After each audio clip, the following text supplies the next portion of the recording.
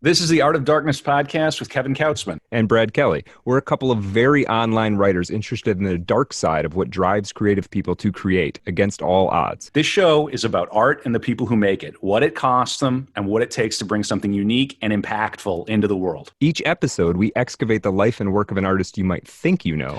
Don't worry, they're all safely dead. On every episode, we try and find out just what the hell was wrong with them and how they worked through their darkness to create something that lives on after them and continues to move culture. Find us online at artofdarkpod.com and on Twitter at artofdarkpod. All right, we've got some sponsors for the pod now. Wait, what? Every link you need for the things we talk about here is at artofdarkpod.com/sponsors. First up, books. If you're into this podcast, odds are you're probably a reader. We've got links to buy new books from bookshop.org and used books from alibris.com. And if you want to listen to your books, we recommend and use audible.com. It's great, and the catalog is huge. All right. So if you're listening to this, you are online. Maybe you're very online. You probably have a website or are thinking of starting one. Maybe you want a website like artofdarkpod.com. We built that with WordPress, which is by far the most popular way to create websites. And the single best host for serious WordPress is WP Engine.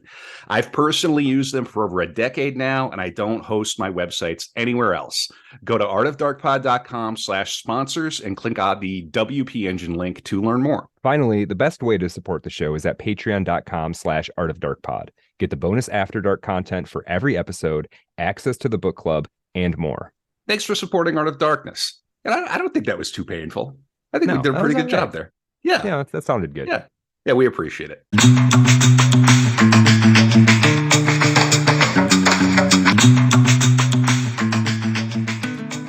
Nina Simone's concert at Carnegie Hall was a triumph, extended a few months later by the release of a record through Colpix. With this live album, the pianist would enter a new phase in her career, the richest phase, mixing artistic urgency and audacity. Okay, now, so what is it? What is Andrew Stroud, remember, her business manager, husband, but also more importantly, president of Nina Simone Incorporated. He takes advantage of this, which, arguably he should. He sends her out on an 8-month tour against her own protestations. She'd been building up to this Carnegie performance. She wanted to spend some time with her daughter. Andrew's like, you got to make hay while the sun shines, baby, right? You got to get out there. She trusted him at this point with every aspect of the business. So in a way, if he said to do it, she said, yeah, he's probably right. I'll just do it. And, a lot of artists, I think, would fall into the category of like, oh, if somebody else could swoop in and take care of all this shit about it, then I'll just trust them. I'll just do it. I'll do my thing and they'll point me in the direction, and that's what I'll do.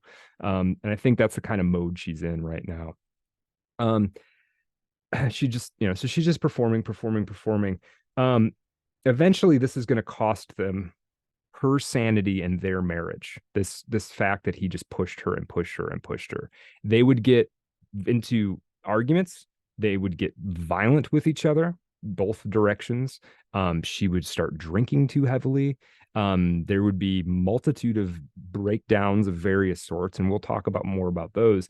But I want to tell you the point where Nina went from being an artist who had some political interests into maybe more as much an activist as she was a musician. And the specific event that kicks it off is the 16th Street Baptist Church bombing of September 15th, 1963. Let me just read you a little bit about this for people who don't know. On that date, 4 members of the KKK planted 19 sticks of dynamite and a timing device beneath the steps of this church. As people may know, Birmingham, Alabama, where this took place, was one of the most racially tense communities in the country. MLK had called it the most thoroughly segregated city in the United States. At the time, strenuous efforts were being made by civil rights leaders to push back on the segregation, and this church, the 16th Street Baptist Church, had become a rallying point for marches, protests, meetings, everything. Let me just read the narrative about the bombing. And I'm going to go into some excruciating detail here because it actually, if you've never heard of this, I think it helps clarify some things. In the early morning of September 15th, 1963, four members of the KKK, Thomas Edwin Blanton Jr., Robert Edward Chambliss, Bobby Frank Cherry, and Herman Frank Cash, planted dynamite with a timed delay under the steps of the church close to the basement. At approximately 10:22 a.m., an anonymous man phoned the church. The call was answered by the acting Sunday school secretary, a 14-year-old girl named Carolyn Mall. Excuse me.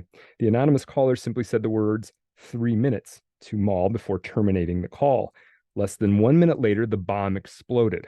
5 children were in the basement at the time of the explosion, in a restroom close to the stairwell, changing into choir robes in preparation for a sermon entitled "A Rock That Will Not Roll."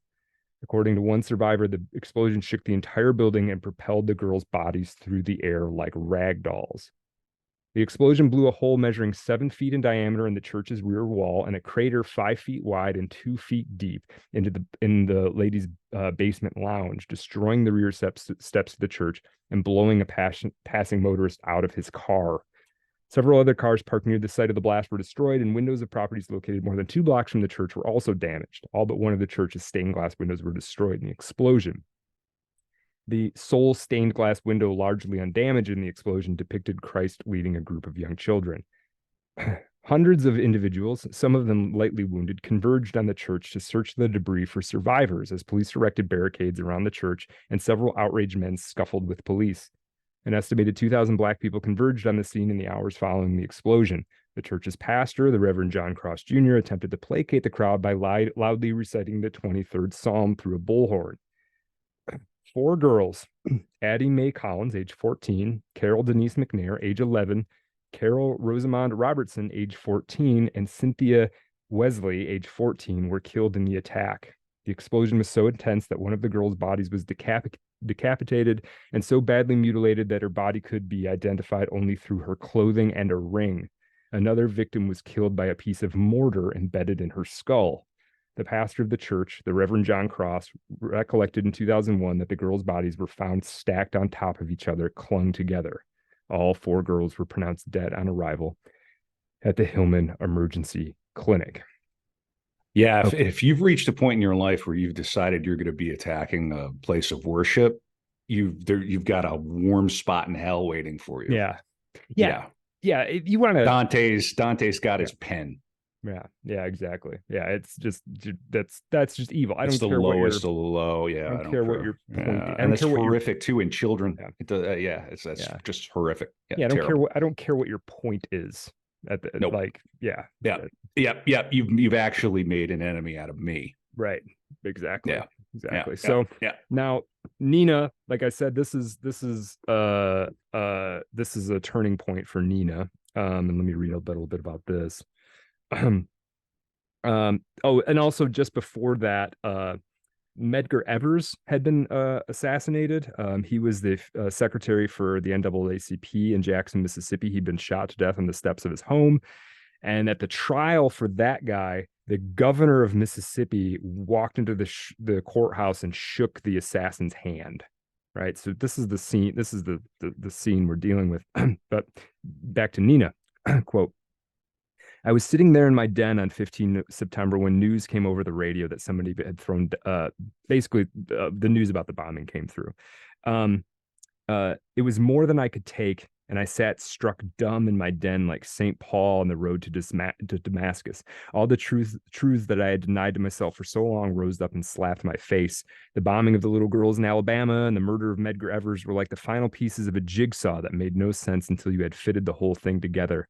I suddenly realized what it was to be Black in America in 1963, but it wasn't an intellectual connection of the type Lorraine had been repeating to me over and over. It came as a rush of fury, hatred, and determination. In church language, the truth entered me and I, quote, came through. I went down to the garage and got a load of tools and junk together and took them up to my apartment. Andy came in an hour later, saw the mess, and asked me what I was doing. My explanation didn't make sense because the words tumbled out in a rush. I couldn't speak quickly enough to release the torrents inside my head. He understood, though, and was still of enough of a cop to see I was trying to make a zip gun, a homemade pistol. I had it in my mind to go out and kill someone. I didn't know who, but someone I could identify as being in the way of my people getting some justice for the first time in 300 years. And he didn't try to stop me, just stood there for a while and said, Nina, you don't know anything about killing. The only thing you've got is music. Okay. So, not long after, she performs a song which would come out on a 1964 album called Mississippi Goddamn. Now, she didn't write this, but she kind of co-wrote it. Let me just read some of the lyrics here. In the introduction, it's a recording of a live performance. She says, the name of this tune is Mississippi Goddamn, and I mean every word of it. Alabama's got me so upset. Tennessee made me lose my rest. And everybody knows about Mississippi, goddamn. Alabama's got me so upset. Tennessee made me lose my rest. And everybody knows about Mississippi, goddamn. Can't you see it? Can't you feel it? It's all in the air. I can't stand the pressure much longer. Somebody say a prayer. Hound dogs on my trail, school children sitting in jail, black cat across my path. I think every day is going to be my last. Lord, have mercy on this land of mine. We all going to get it in due time. I don't belong here. I don't belong there. I even stopped believing in prayer. Don't tell me, I'll tell you. Me and my people just about do.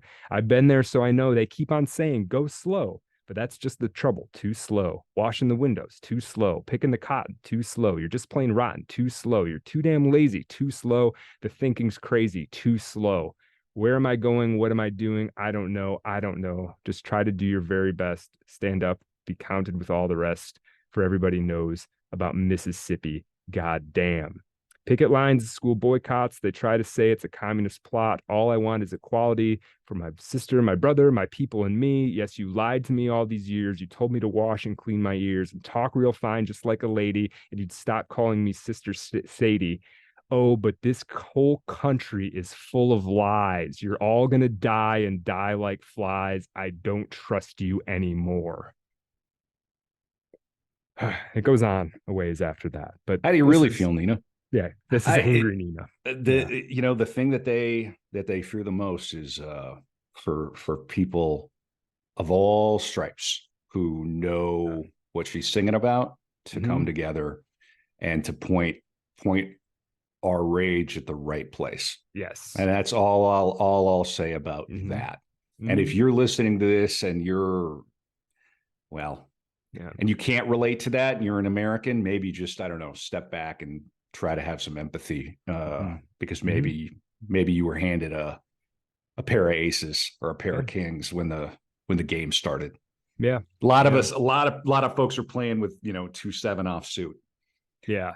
And you still got to play the game. Yeah, you do. And from time to time you're going to get a little pissed off. Yeah. Yep. I can't get any fucking cards. Right. Yeah. Right. And if we all wake up to who the dealer is, then who's the house? Right. That's what they don't want. Well, and this is the thing, for as radical as Nina's politics would get and stuff like that, she says in multiple places in her biography, in her autobiography, in interviews, she didn't think that white people and black people were fundamentally any different. Like, she just thought, like, I'm part of the group that has been put upon, and this part of the group isn't. And there's a fundamental inequality there. She had a great number of black friends. We talked about Alvin Shackman, this guy she played with for years, maybe the person she was closest to in total. He's not a black guy. There's record producers. She situates herself in an interesting position, and it's going to get almost more interesting as time goes on, because after Mississippi Goddamn comes out, every song that she writes, anyway, not performs, but that she writes, is a protest song, almost to the end of her career. And some of the highlights of these are 1966's For Women, which is basically each verse is about a different sort of archetype of a in her mind, at least, of an African American woman. Great song. It's got a good pulse to it. I really like For Women. There's 1968's Ain't Got No, I Got Life, which is a medley of songs from the musical Hair. There's 1969's To Be Young, Gifted, and Black, which after Lorraine Hansberry died young, this was the name of a play that she was working on. That song, To Be Young, Gifted, and Black, would become a kind of a civil rights anthem. Um, Mississippi Goddamn, though, was the first of these, and it was a hit. And it was sort of electrified people, especially I think that part, the part there are parts of that song that everybody can relate to. The thing where, what does she say? Something about uh oh, but this whole country is full of lies. I mean, that you don't got to be of any particular race for that to ring true for you at a certain time during certain moments. Um, it was, unfortunately, I think putting "goddamn" in the title, it expressed something, but it also gave the song kind of a vulnerability, in that retailers could just be like, well, we can't. I mean, we can't put that on the shelves. You understand, right? We can't use the word "goddamn" like that. So sometimes some places they would replace it with like triple X, or like, a series of, symbols instead of the word "goddamn." A bunch of retailers in South Carolina sent boxes of records back to the record label, but they had carefully broken every disc, right? So they got the records as part of the distribution deal. They broke them all and sent them all back and didn't pay for them. Um, yeah, so yeah, so um, I think for all these political, I mean, I have certain biases about, and I know that not everyone in the world is going to agree with me. I have certain biases about political music more generally, that I often think that the most effective art that has like a political aspect of it is like one step removed from the actual. It's universalizing it more so than the specifics. That's just my taste. So I think like one of her more effective protest political songs is actually this song called "I Wish I Knew How It Would Feel to Be Free." Let me just read you a couple of bars from that. "I wish I knew how it would feel to be free. I wish I could break all the chains holding me. I wish I could say all the things that I should say them loud, say them clear, for the whole round world to hear. I wish I could share all the love that's in my heart, remove all the bars that keep us apart. I wish you could know what it means to be me. Then you'd see and agree that every man should be free. I wish I could give all I'm longing to give. I wish I could live like I'm longing to live. I wish I could do all the things that I can do. Though I'm way overdue, I'd be starting anew." So she's playing at the edges of these concepts of just freedom in general. And sometimes I think that's, personally more effective. But to each their own, I suppose. Um, the other thing about the political aspects is of her career, she does Mississippi Goddamn, but it pretty quickly becomes not enough for her to just have some songs in her repertoire. And she has to get involved. She feels the need to get involved. By the mid 60s, she is in active communication with SNCC, the Student Nonviolent Coordinating Committee. She's attending meetings and other activities in New York and elsewhere. Interestingly, she starts going to these meetings and stuff, and she finds out that like her music is super important to all these people. Like, she hadn't quite registered the fact that, there's all this activism going on. And then when those people go home or they have a party, they're all listening to Nina Simone music. And so she's already kind of fueling it without really knowing that she was, in a way. Yeah, in fact, there was a major SNCC meeting that in 1964 that they rescheduled so they could all go to a Nina Simone show. So, and apparently the only thing that had ever been stolen from a SNCC office were Nina Simone records, and that's because like SNCC volunteers were taking them home and listening to them. So she was already like in the scene. She was like in the scene without being in the scene. Um, and so she could be becoming more politically active. She's starting to say things on stage in between songs about what's going on. And I think there's an interesting point, and I don't know if I highlighted it enough earlier about the fact that her mother never really accepted what she was doing. Right, her mother was a Yeah, was a you minister. highlighted it. Yeah, Yeah, yeah, her you mother. mentioned it. Yeah. Yeah, so her mother's a minister, and Nina always had this anxiety about wanting her mother to approve of her. Most of us feel like we want some degree of approval from our parents. But her mother would never give it, even though, Nina's writing checks. There's never nobody's ever saying thank you, and let alone saying like, hey, Nina, we're proud of you. But I think when Nina started to become politically active, there was this thing she could say, hey, I'm not just playing piano in a bar for drunks. I'm actually like participating in and whether a person agrees that she's what she was doing or not, she could at least say, I'm participating in defending the dignity of my people. I'm actually doing something, trying to make some kind of positive change in the world, right? And so I think that fueled her enthusiasm to be participating in this stuff, and kept her performing music on the road, going out and seeing people, right? Now, in terms of her actual evolution of her political ideas, right, she went from being basically non-political early in her musical career to being very political, almost to the point of ruining her career from a financial standpoint. Because when all the excitement about the civil rights stuff ends in like 1968, all the record companies are like, yeah, do we really need Nina to be like, is she gonna, can't we just have somebody who like plays the piano and sings really well? Do we need somebody that's like telling the audience, are you ready to burn down a police station? Like maybe we don't need her, And so Kanye guy, he's got a lot of opinions. right. Could we get a Kanye that doesn't have any opinions with that? Can we get a Yeah. Yeezus who doesn't go on Alex Jones? Right. Yeah. Yeah. And right. So yeah, so you get it. Now her evolution politically, just to kind of touch on this a little bit, she was more on the Black Panther side than the Martin Luther King side, to be quite honest. She, in fact, at a meeting at one point, went right up to Martin Luther King and told him, I am not nonviolent, which is pretty heavy, right? She became quite good friends with this guy. That's a hell of a, next time you and I, we never do this anymore, but the fellas out there, next time or ladies, next time you match with somebody on Tinder, open with that, or on Bumble, open with that. I am not nonviolent. Let us know how that goes. There's romance in the air in the Art of Darkness studios. Yeah. Well, and this is the thing. She wasn't nonviolent in her life, right? She's getting in fisticuffs with her husband. There are all kinds of stories about her slapping people. Like, you did not want to cross her. She would kick your ass if she felt like that was necessary.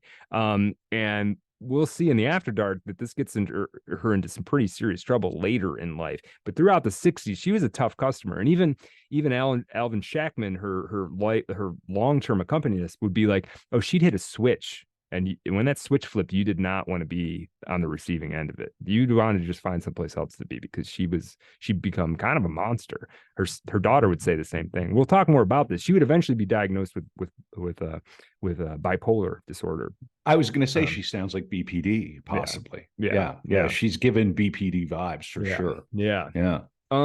So in terms of like politics, kind of where she lands, she's more on the SNCC Black Panther side of things. She becomes quite good friends with Stokely Carmichael. I'm not going to go too deep into the life of Stokely Carmichael, super interesting guy. He had been involved in the freedom rides in the early 60s. This is basically where they would pass some kind of desegregation law in the South, and people from the North would just go down there and just like test the edges of it. Because it's one thing to pass a law where like, we're not going to, no more, you can sit on whatever part of the bus you want, right? But then, is that actually what's happening in random town, Alabama? Or are they, there's one law in the books and one actual practice. So these freedom rides, they'd go down there and they'd kind of poke the bear. 1964, Stokely Carmichael became the full-time organizer for SNCC, and then he would eventually become the chairman of SNCC. But this kind of happens right at the same time that a lot of members were saying, like, yeah, that nonviolent thing, that might not be doing the trick anymore. We might have to start kind of throwing some Molotov cocktails and stuff like that. In Minecraft. Yeah, in Minecraft, right. Carmichael. I realize the algorithm listens to every single word, and I don't think it's intelligent enough to know that we're an arts history podcast about the dark side of creativity. Yeah. Right.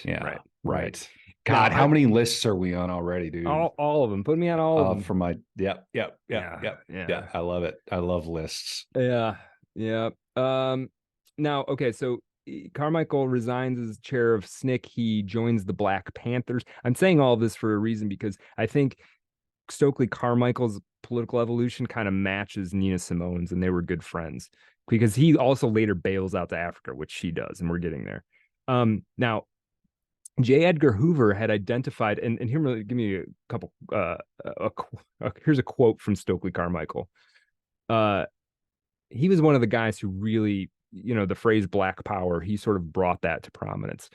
He, in his mind, Black Power was, excuse me, quote, a call for Black people to define their own goals and lead their own organizations. Fair enough. He also said, we have to organize ourselves to speak from a position of strength and to stop begging people to look kindly upon us. We are going to build a movement in this country based on the color of our skins that is going to free us from our oppressors, and we have to do that ourselves. Okay.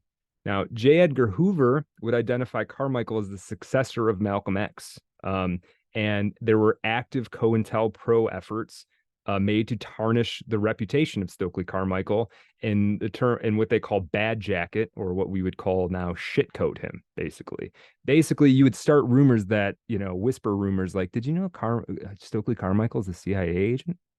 You just spread that out there. Right? Nothing like that happens now today. Yeah. At scale in chat rooms all over the internet right now. I heard Stokely's a Fed. I don't know, but that's what I don't know. He seemed Stokely glows, dude. Right. Yeah, man. Yeah. I don't know. Yeah. What kind of name is Stokely? Right. Yeah, exactly. So, and these efforts to shitcoat him, or bad jacket as they call it, they worked, and he gradually was denounced by the Black Panthers in 1969, and he moved to Africa. So Nina, never actually a member of the Black Panthers, but I think her politics aligned with Stokely Carmichael's over time. She, she between that, knowing Stokely and having some tenuous relationships to various organizations, and the things that she would say on stage. Again, there's one performance of her on stage in the mid to late 60s where she's literally saying, like, she's calling out of the blood, this is for my people in the audience, and she's saying things like, are you ready to shoot a gun? Are you ready to kill? Are you ready to burn down a building? Like, it's pretty intense. Right. So this is what, and later on, is that her opinion? I don't know, but she had violent tendencies that she would indulge in, and she would sometimes fantasize about doing things like poisoning the reservoirs. Right. She would sometimes try to tell Andrew Stroud, like, her husband, who would the police officer, like, don't you know how to get a lot of guns? Can't you, like, go get a bunch of guns for us? Like, it would get heavy for sure. Right. And you're right on the edge of making a specific threat. And as soon as you make a specific threat, then they can lock you up. Yes. Yeah. Yes. Yeah. You can go away for a long time. And Nina has a lot to lose. She does. She absolutely does. Now, let me read this little bit from the bio. Quote, since the controversy around the release of Mississippi Goddamn and the radicalization of her positions, Nina had become a government target. The CIA had her under surveillance. 2 agents had even come asking questions at the Juilliard School and the Curtis Institute. They had interrogated Professor Vladimir Sokolov, the old dude that she took piano lessons from, asking him if he had any proof of a rebel uprising by his ex-pupil. Obviously, he didn't. Right. So she was on their radar. There's a file, and it's probably pretty thick at the CIA about Nina Simone, the FBI. Now, funnily enough, at the same time she's doing that kind of stuff on stage in the CIA and whatever, she would watch somebody like Aretha Franklin, whose politics were a lot more subtle, right? Aretha Franklin's politics were more like, I'm going to sing the song Respect, and it's kind of vague if it's about a romantic relationship or it's political, right? That's where people like Aretha Franklin or Gladys Knight, that's where they lived. They were more implied, and Nina was more direct about her stuff. So Nina would say this kind of stuff on stage, and then she would also be upset that, like, Aretha Franklin won an award that she didn't. And it's like, well, Nina, Aretha's playing the game. You can't have it both ways, sort of, right? It's not gonna, you can't make, like, threats about burning down buildings and also, at that time anyway, like, also be welcomed in the boardroom of Columbia Records or whatever. For Yeah. real. Yeah. Yeah. And Malcolm X had there was a lot of anti-Semitism in Malcolm X. Oh yeah. And Yeah. yeah, Yeah. you're going to alienate certain people. Yeah. Yeah.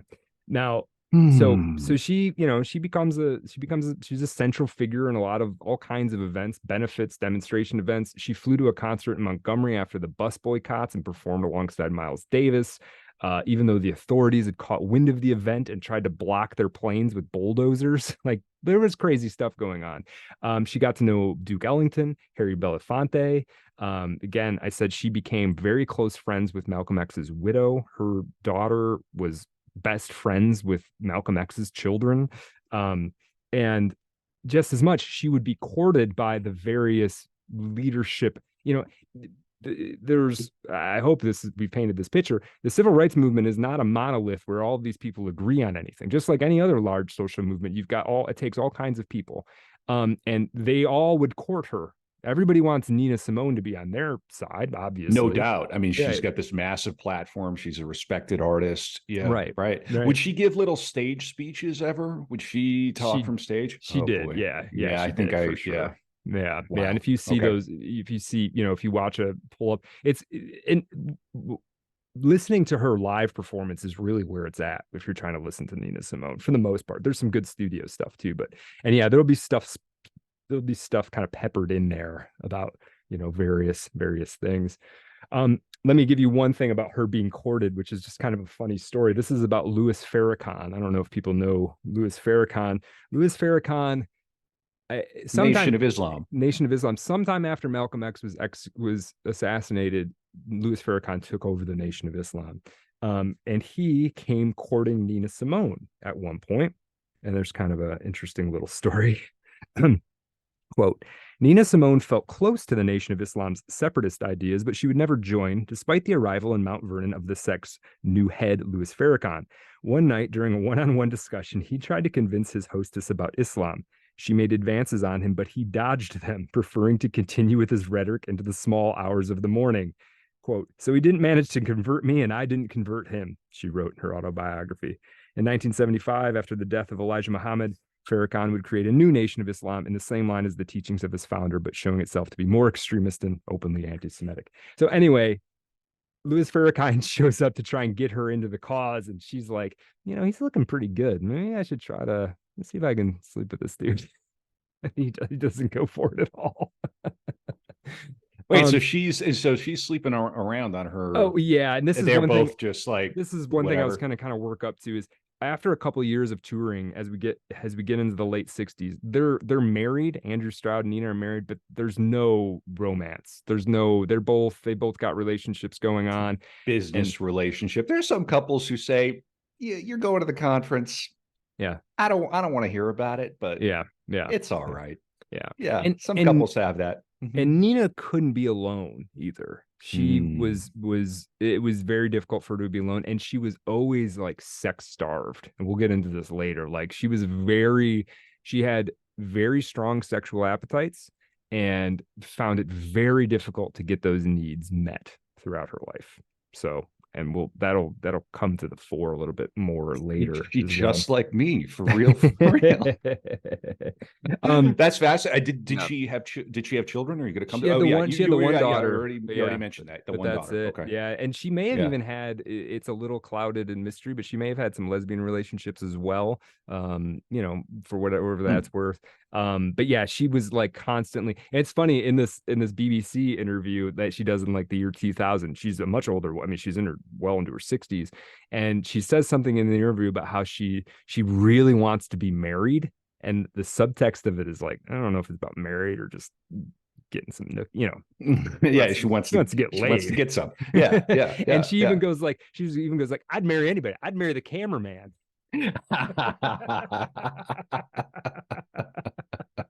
All right. Yeah. That's one way to do it. Yeah. Yeah. So let's talk about the music a little bit here. She's evolving as a musician, and I want to make sure we're giving some adequate time to that. So, mid 60s is where we get some of her most enduring work, the stuff that people still listen to. We get Nina Simone in concert in 1964, which was her first live album to the charts. A year after that, we get 2 studio albums, I Put a Spell on You and Pastel Blue. This is a new record deal she has with Philips Records. This is the best, by far the best record company she ever works with. And anyway, let's talk about these 2 albums. Both of these are fantastic. I Put a Spell on You and Pastel Blues. I Put a Spell on You is named after a song originally by Screaming Jay Hawkins. It'd also be covered by Creedence Clearwater Revival, Marilyn Manson. Most of the people who are covering it are actually, if this makes sense, they're actually covering the Nina Simone version, if that makes sense. It's like would be most people's first exposure to this song. And what's great about it is like we get Nina at her most sort of hypnotic and like dark. Like for people who've heard that song, it's dark. It is like black magic, right? But it's also like one of her most timeless pop songs. It's not musically particularly complicated. It's not overly emphasized in the piano. It's always just going to sound good. I think 50 years from now, that song's going to sound good. It's really incredible piece. We also get her rendition on that album of Feeling Good, which is written by English musicians Anthony Newley and Leslie Bricusse. There have also where these are the legendary. Yes. Now we're into the stuff that everybody knows. This is Nina Simone's greatest hits. I Put a Spell on You. If it's not on there, no, somebody didn't know what they were doing. Yeah. That is a dark song. Yeah, it's so good. Especially in context of what happened on the night of her engagement. Right. I Put a Spell on You. Yeah, because you're mine. Yeah. We get we get her rendition of Feeling Good, which has been there's been countless covers of this. Hers was maybe the first. Again, if somebody covers Feeling Good, they're probably covering the Nina Simone version in a way. We also get the song on the I Put a Spell on You album, Ne me quitte pas, or Don't Leave Me, her French song. It's sung in French. Originally written and recorded by Belgian musician Jacques Brel. So as you pointed out, Kevin, these are Nina Simone standards. And if you went to see her anytime after, say, 1965, she was going to play one or more of these songs for sure. 1965, we got Pastel Blues, as I mentioned, more of a piano heavy album than I Put a Spell on You. And it's a little bit more subdued in some ways than I Put a Spell on You, but we get Strange Fruit, which Kanye West famously sampled this version of it. Billie Holiday had first sung it in 1939, but Nina Simone's version is, in my opinion, I like it better. And I think most people would say it's at least as good. There's also on Pastel Blues, Sinner Man, which is, I'll tell you the whole reason that we're doing. I gave you reasons why we should bother to cover Nina Simone. I'll tell you why I'm talking about Nina Simone. Okay. I lived in Boise, Idaho for a number of years, and I used to drive from Boise, Idaho to Salt Lake City on a fairly regular basis for reasons. And I remember I would leave before the sun came up. Did you have a Mormon mistress? No. Okay. It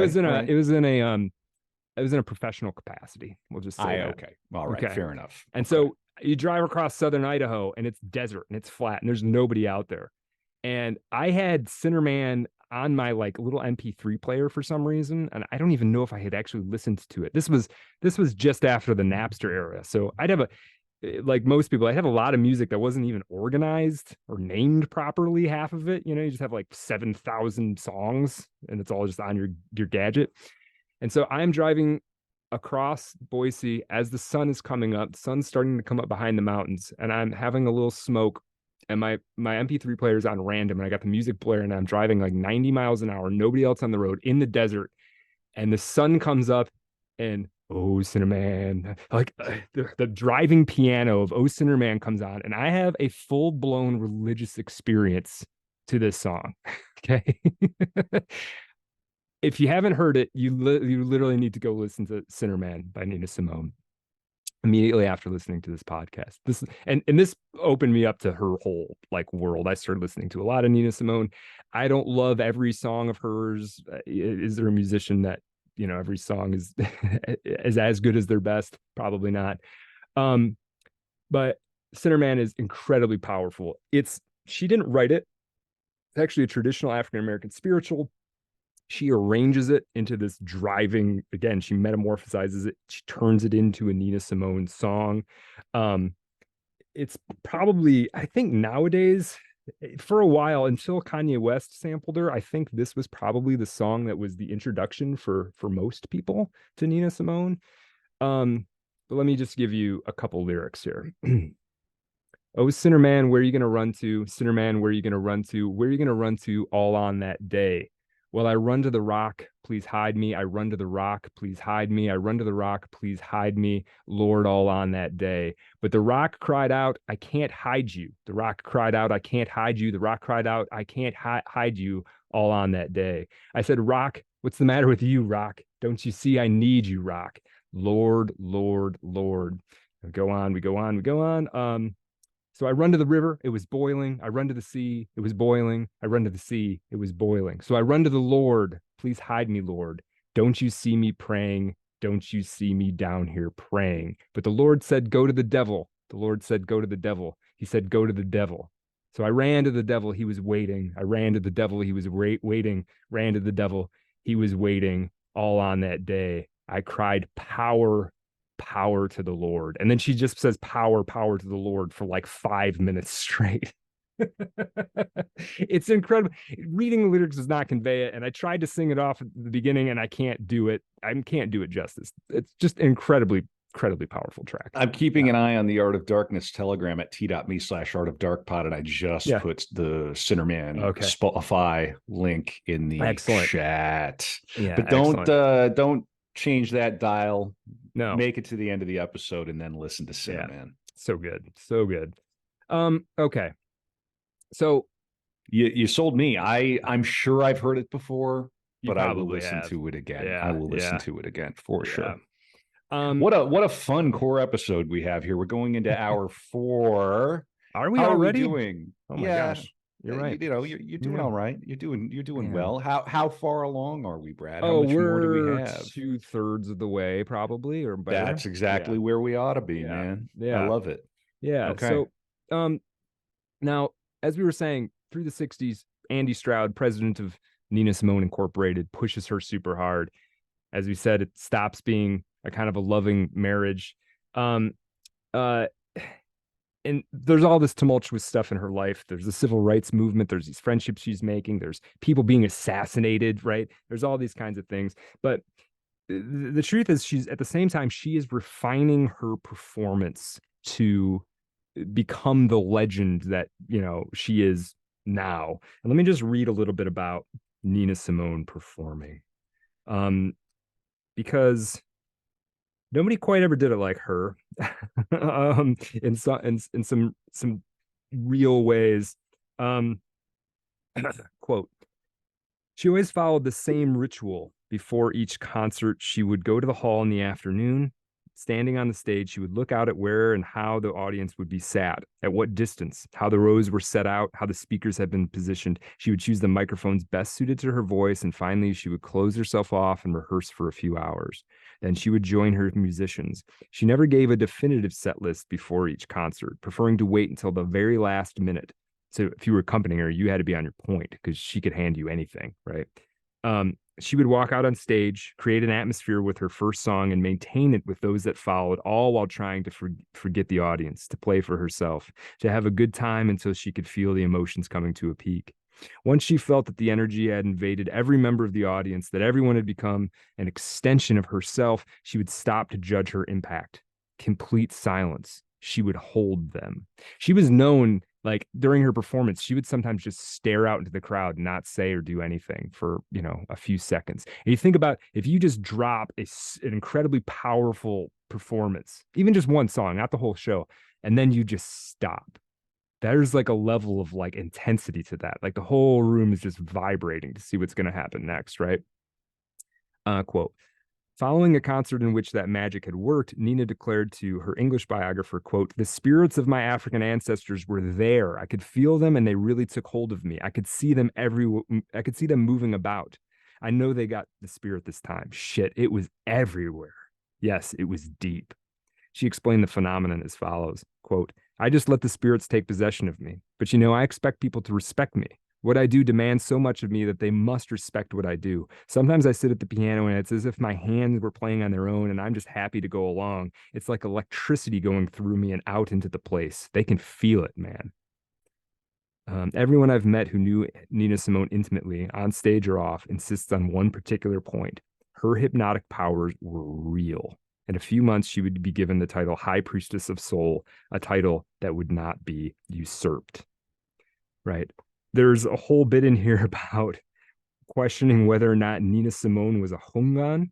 Hungan, which is like, I believe is like a voodoo and voodoo priestess. priest or Yeah. something. Yeah. Wow. And I think in some ways, yes. One of her greatest songs, in my opinion. By the way, I did put together on the YouTube channel a little Nina Simone playlist. It's like 12 songs. It's like greatest hits kind of thing, but in my opinion, of the greatest hits.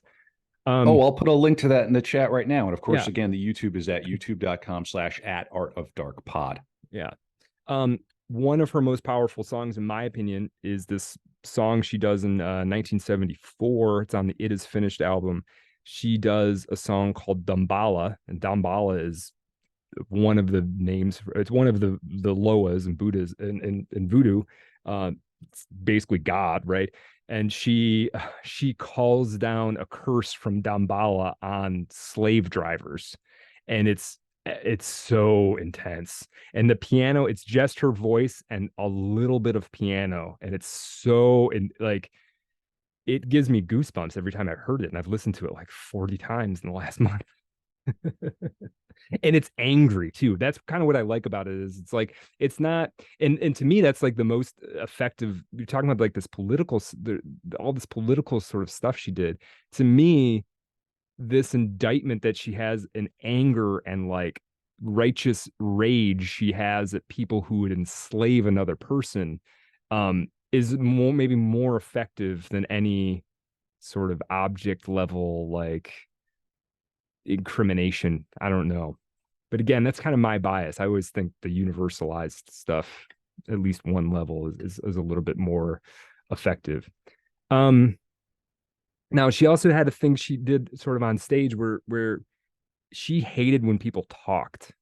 And this is probably from her barroom days. She would tell people to shut up, and she would point at people and say, sit down. Sit down. And she also had this thing. There are a number of shows that she just walked out on because she felt like people weren't giving her due.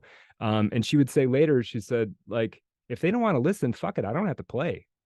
Like, I'm not Yeah, gonna and sit there if you're the asshole talking in the back during a show like this, you Yeah. really need to get your head out of your ass. Yeah. For sure. Yeah. Yeah. Or now, even like if you're the person who won't put their phone down during a live show, you could go and take a few pictures. I mean, Sure. if the performer allows it, but then put your phone down. Don't watch the whole show through your phone. Right. It's ridiculous. Well, this is the thing, and there's we could talk for a long time about this. And this is more your world than mine in terms of live performance, but like, these live performances are like modern versions.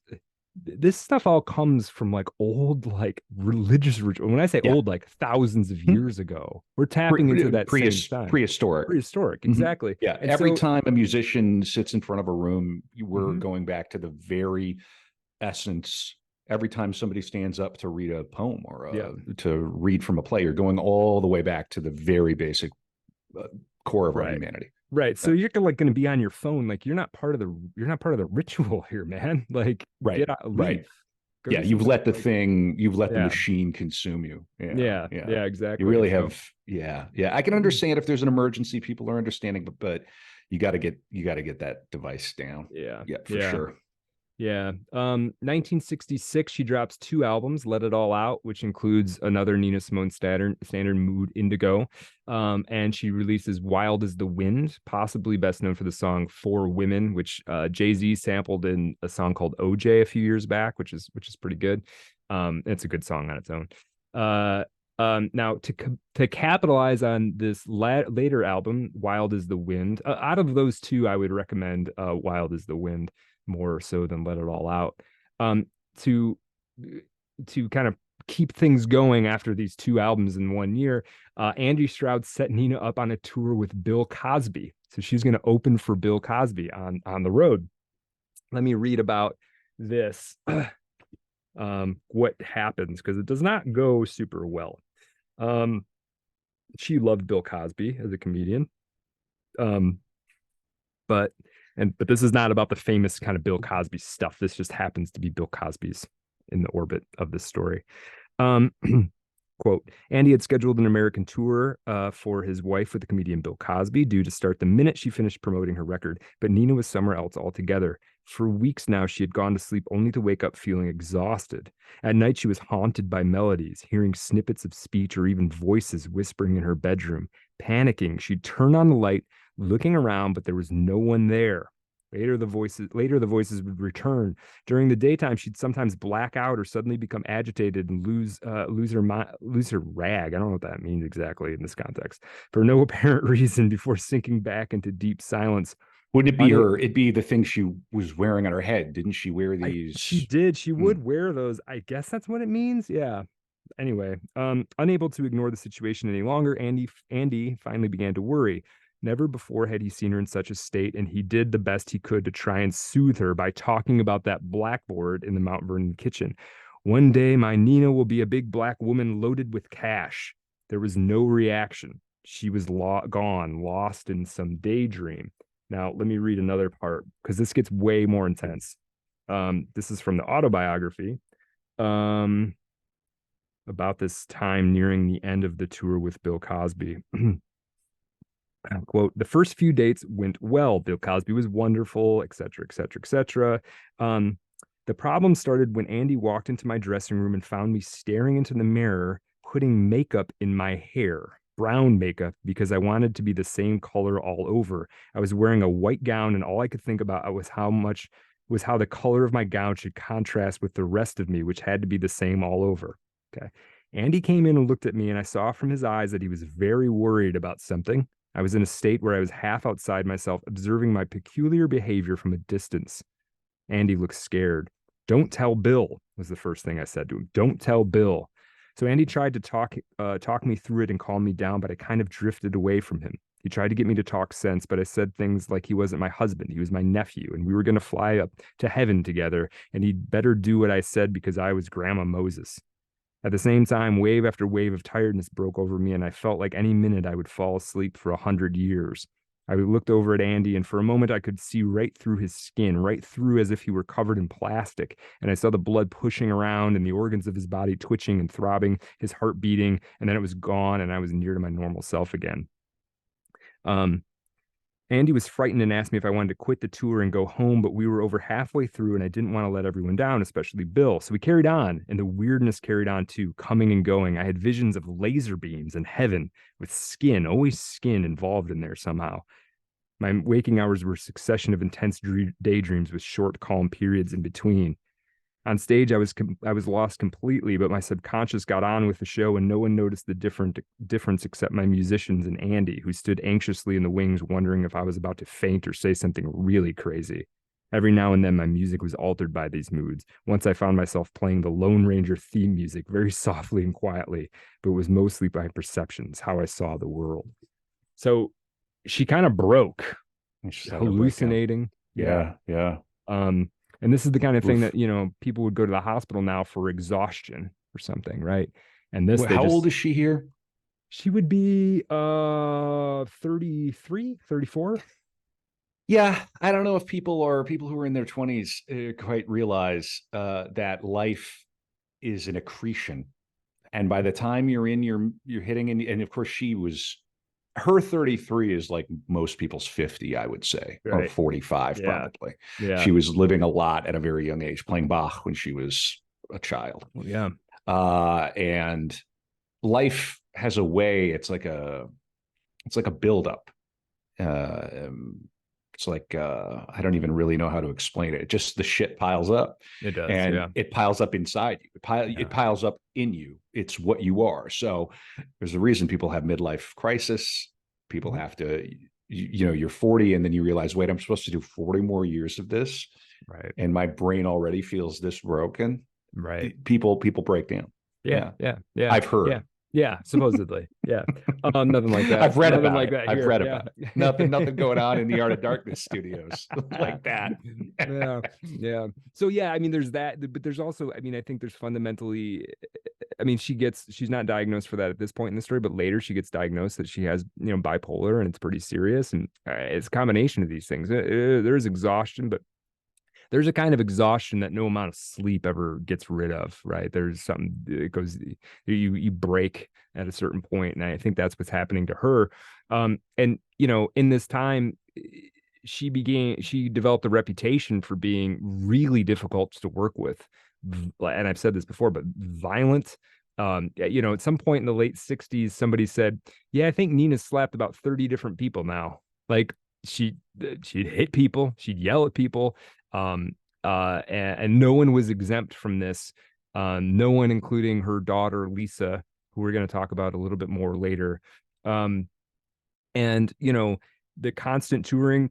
And this is the other thing that Nina would say, and I think it kind of came through in that, is playing music.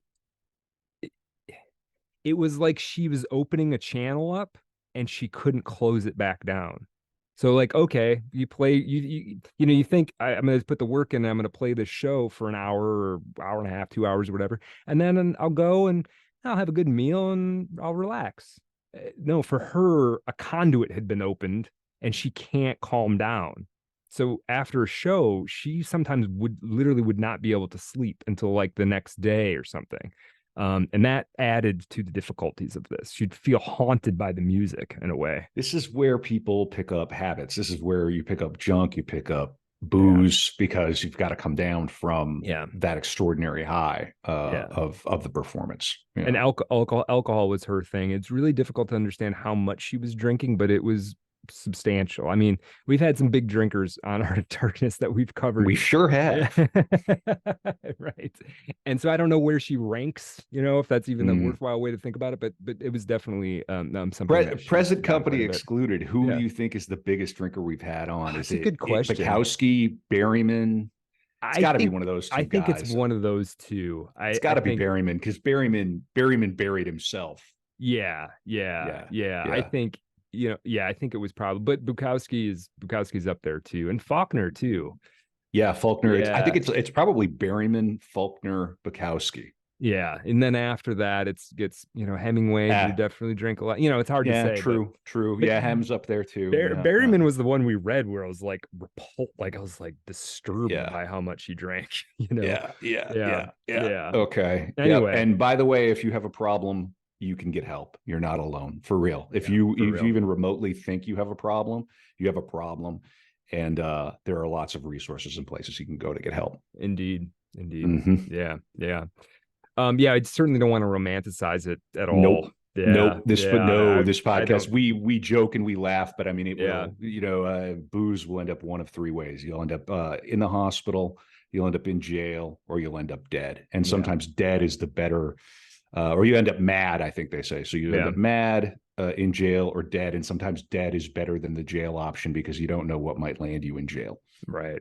So for real, this podcast is 100% not, doesn't exist to romanticize any of that. And it's not good for your art or your creativity. I know we have a lot of creative people who listen to this podcast. Like, it might feel good in your 20s and your 30s, might be able to make it work, but boy, that shit catches up to you. Yeah, it certainly does. Certainly does.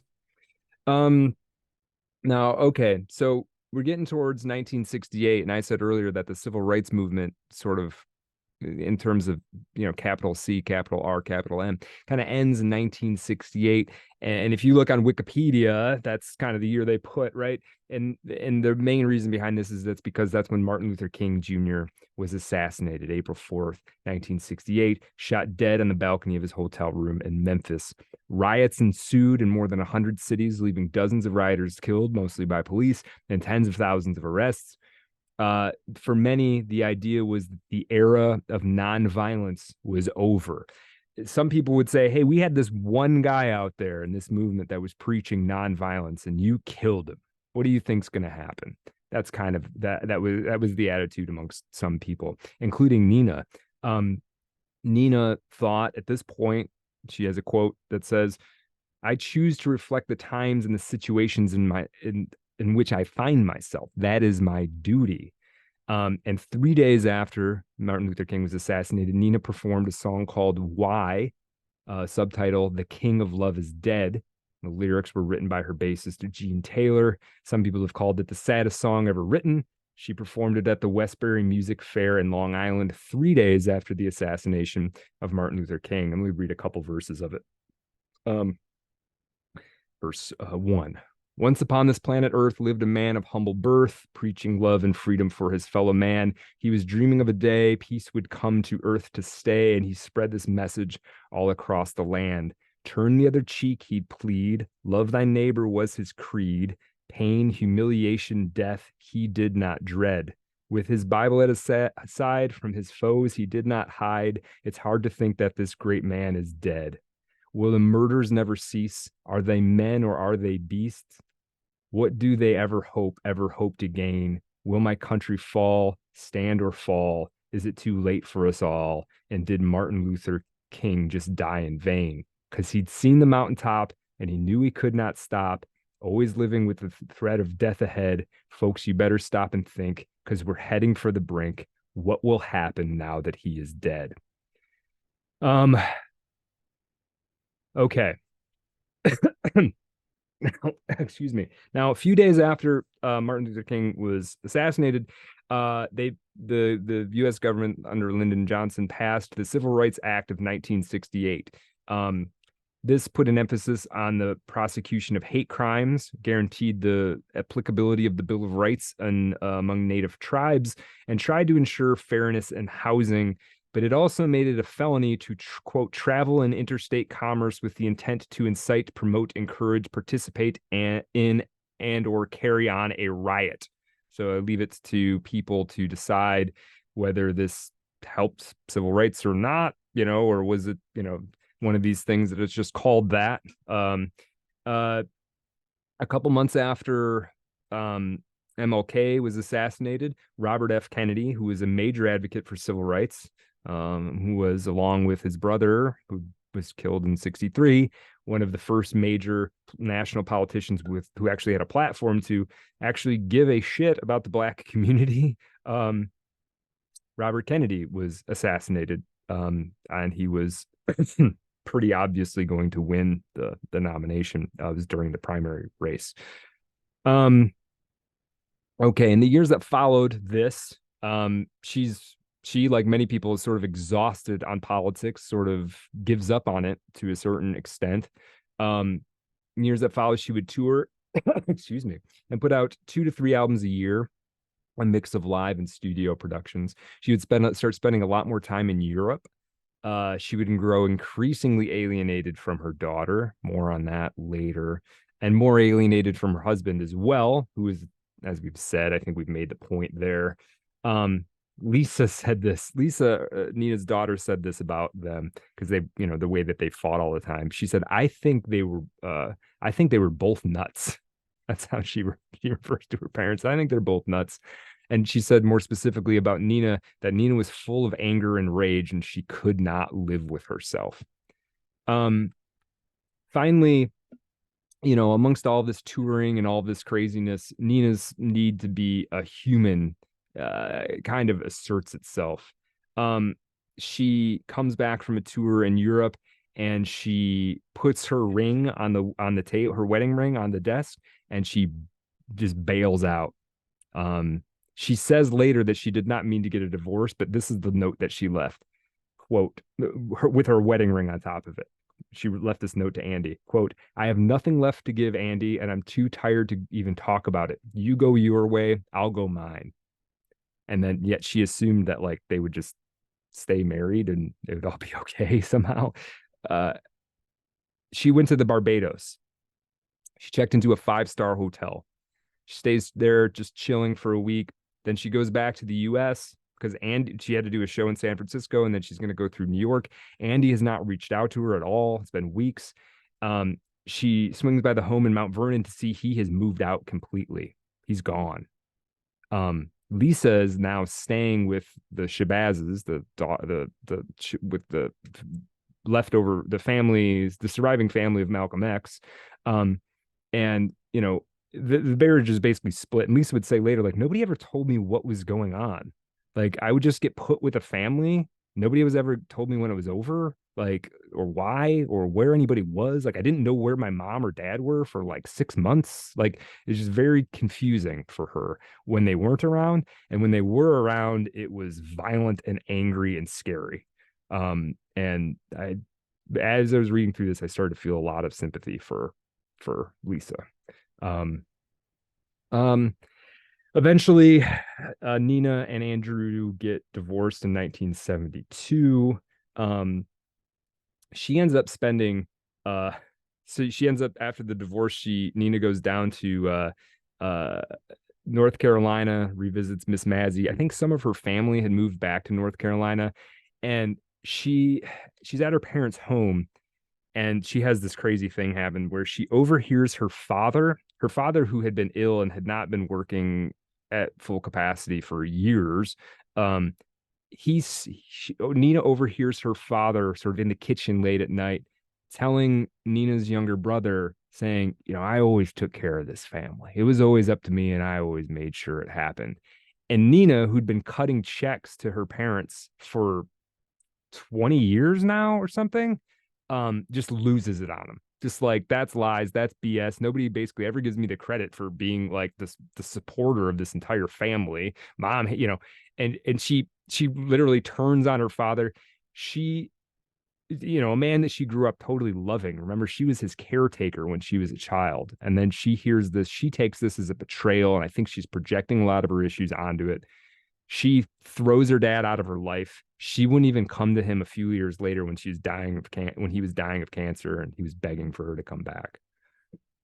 So I don't like stories like that, man. You only no, get one set of parents, even if they're not. yeah, No parent is ideal.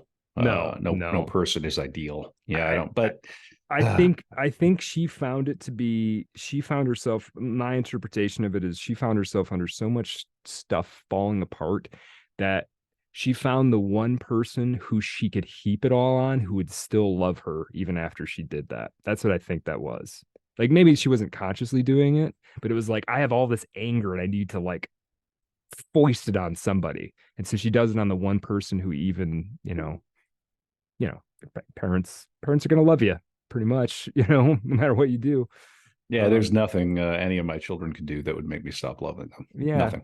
right, exactly. And I think she, on some level, knew that, and so she decided she was going to hate him Mm. because she hated so much other stuff. Yeah, yeah, and she's not Um, wrong. She's not wrong to right, hate. Like, right. there's room in this world to hate. The Hmm. world is either indifferent or hateful. The social world hates you, Yeah, in many cases. When it loves you, it wants to use you, yeah. and the universe often feels indifferent. I mean, do we have a sense of her religiosity? Was she Yeah, I mean, just kind of? she didn't really go to church. I mean, she certainly believed in God. I don't even know if she would have considered herself necessarily a Christian.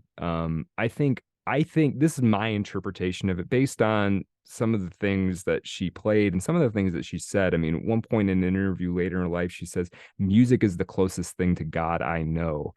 And I think for Nina, I think her experience was like, I perform every night, and when it's on, I get very close to the divine.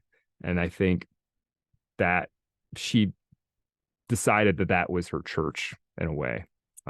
How effective that was for her is, another I thing. mean, I mean, if you're going to be a Protestant, I don't especially think that this is too far off base. You're all right. I mean, Yeah, I don't object to it. yeah, yeah. I mean, I like a nice big cathedral myself, Mm. but Mhm. or like, Mhm. but that's so fascinating, Brad. She's such Yeah. a complex character. And is she the first prodigy that we've had? Like, Kubrick was precocious, but a bit of Mhm. a moron too. Like he didn't do well in school. He was like a Right, D student. Not that he was a moron. I mean, I'm right, being a right. little cheeky there, but Yeah, she was like the valedictorian, yeah. just playing Bach at like, or whatever, at least 6, yeah. dabbling at like six. Yeah, I trying to think of any other. Have we had any other I don't prodigies? know. I mean, I think prodigies come over more in music maybe than in other art forms, simply because you can make some kind of noise very young. You know what I Hmm. mean? And so every kid's gabbing, and if you can gab an actual song when you're two, that's like amazing. Hmm. uh, I don't know, like what is a prodigious a filmmaker who's a prodigy? What does that even look like? I'm not Right. sure I don't even know. exactly. I mean, so, I mean, Yeah, it would be Kubrick. I mean, yeah, Kubrick did it as quickly as anyone. I think Yeah, that's yeah, right. yeah. Hmm. Okay. All Um, right. so okay, so one thing this divorce happens 1972. We remember that Andy Stroud was handling all of the business stuff, right?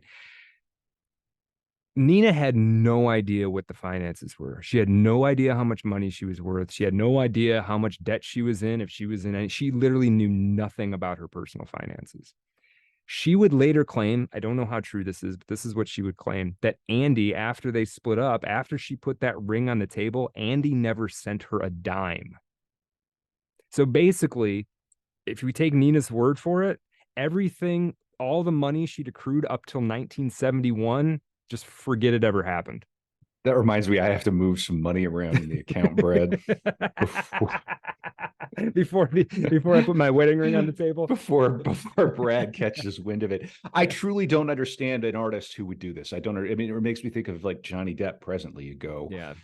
I mean, I guess you have to dress up as a pirate again, man. I Right. mean, Right. and God love you. It's Right. an incredible part, but like, I mean, I guess I could understand it. Why you're so busy and you're like, I'm a star, I'm a genius. Why Right. would I ever worry about any of this? And it's like, Right. well, Right. mm, Yeah, and then yeah, the kind of brain that is a genius piano player isn't necessarily, not that she couldn't have handled some, whatever the case, she just left it all up to Andy. And then when they broke up, Andy just, all right, well, good luck. I own everything. So yikes. so Got to this control your own shit, people. You really do. yeah, You got to yeah, have that LLC and yeah, have you need to be looking at the books. I don't know how yeah, it works when people get record deals, but yeah, or big publishing deals or whatever. But every time I hear about a record deal, I yeah. never hear that it's like, yeah, that went really well. Right, That really right. It worked does out for seem the like it's always artist. a friggin' scam. Yeah, Yeah, yeah. I yeah. remember there was an interview with the guitarist from Mastodon, and Mm, I'm a bit of a metalhead, and mhm. he's just like miserable. Like talking Oh, about their touring schedule and how they have to tour for the label and all this stuff. And it's just like, damn, that sucks, man. right. You guys rock. You should like Yeah, love do it. But yeah, it's an industry, man. It's the yeah. music industry. And Yeah. the dollars are a little harder to get your hands on now. It was probably Hmm. easier to make a living as a musician in a way in Oh, no Nina's doubt. time. Yeah, Oh yeah. Oh yeah. yeah, I think so. yeah. Yep. Okay, so 1972, she flees to Barbados, and Barbados becomes a place that is almost like a second home for a little while. She dates like some local boy who's like working in the hotel. She's sleeping around with him. She goes back to the United States a couple times. She's in Barbados, and I'm glossing over things, but there's this hilarious kind of anecdote. And for a while, Nina's enjoying. I'm not playing shows. I'm just chilling in the Barbados. She had a little bit of money, probably in her like personal walking around account that Andy had set up for her, so she could spend money when she was on the road or whatever. And so she's dating this like local boy. Basically, he's like in his early 20s, and he in the Barbados, he does not know that she's famous. He thinks she's just a rich American, and she keeps trying to tell him like, and you can hear in this story that like she doesn't she kind of likes being away from things, but also she wants people to recognize who she is at the same time. And he's got that ego comes into play, and he doesn't believe that she's famous. He's just like, I don't care, you're not, whatever. Yeah, right, I'm sure you're famous. I'm sure you're the most famous musician in the world, Nina, sure. And so she says, okay, I'm going to prove it to you. Who is the most famous person in Barbados? And the guy says, well, I guess probably the prime minister is the most famous, right? She says, okay, we're going to his house. So the next day, she goes out to his house. There happens to be like some kind of reception going on for like dignitaries from around the Caribbean. She is wearing a like evening gown, like looking her best, and she walks up and introduces herself to the prime minister. And the prime minister, she's the most famous person like internationally in the Barbados at the moment. So of course they're like, great, this is a good thing that Nina Simone's here. Nina very rapidly becomes the prime minister of Barbados's mistress. He puts Ah, he puts her up in a house on the beach, and after his day of work is done, he goes and visits her, and she makes him a little meal and maybe sings him a song, and they sleep together. And this goes on for like 2 or 3 years. That Incredible. she is the kept woman of the prime minister of Barbados, right? Um, God, man, what a world we inhabit. right. And now I think the interesting thing is, I think this period in Barbados, whatever, she's in this relationship. She wanted to get married to this Earl Burrow guy, and he was never going to do that because he's a politician. He's already married. And one thing it's very difficult to do is be a politician, get involved in some kind of scandal, you know, with a rich celebrity from another country. You're supposed to be a man of the people. He was never going to do that, right?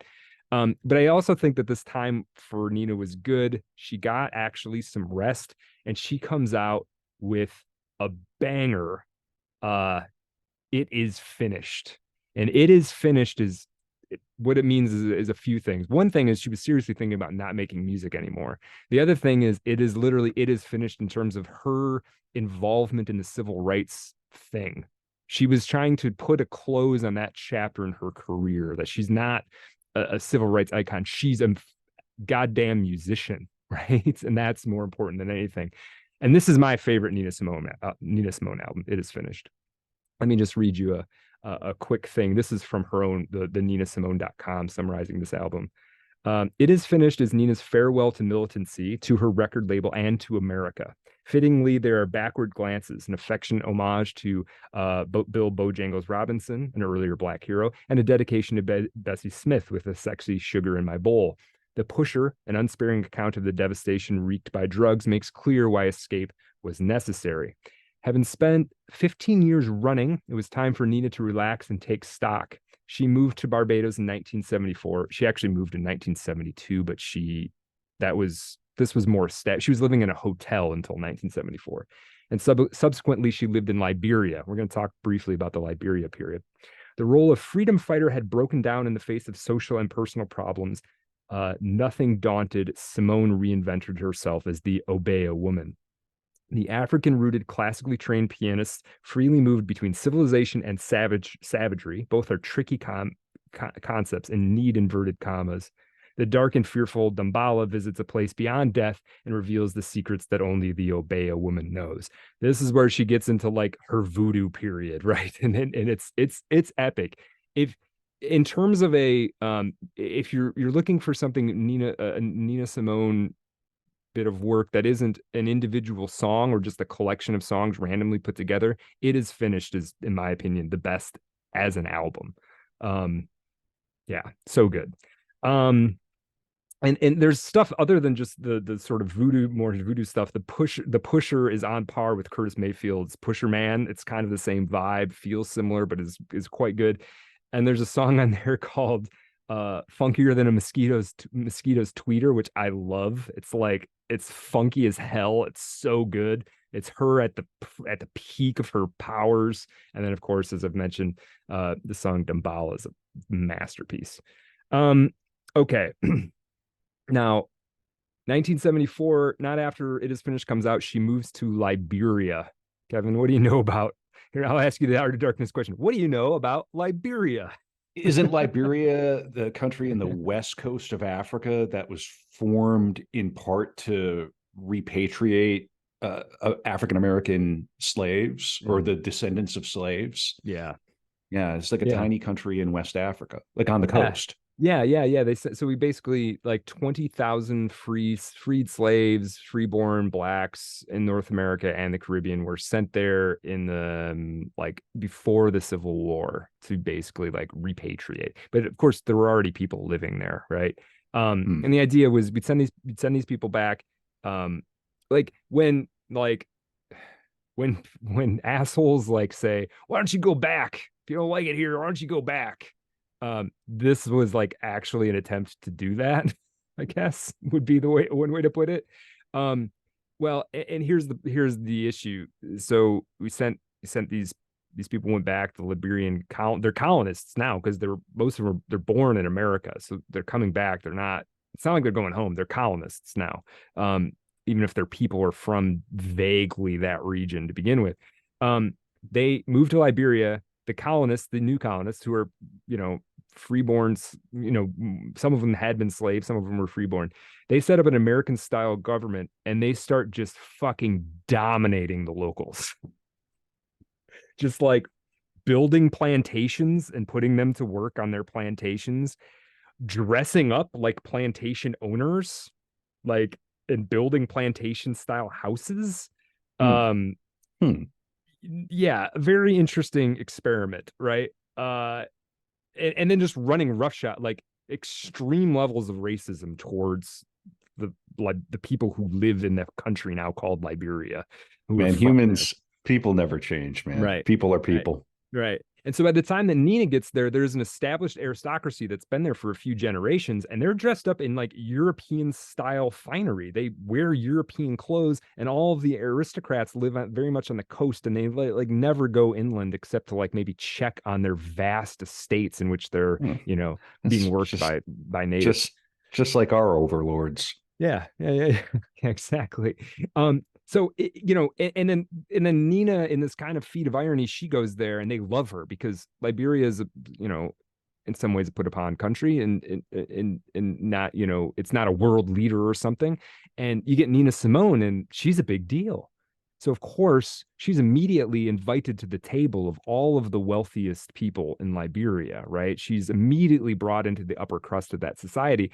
And for her, it's a mix of two things. She gets to live like a star, but she also gets to feel that that sense of home that she felt when she went to Nigeria all those years before. And the irony that she was sort of like a freedom fighter in the Americas, in America, and that there is a very similar dichotomy here in Liberia does not seem to dawn on her really, or she doesn't allow herself to realize it or something, right?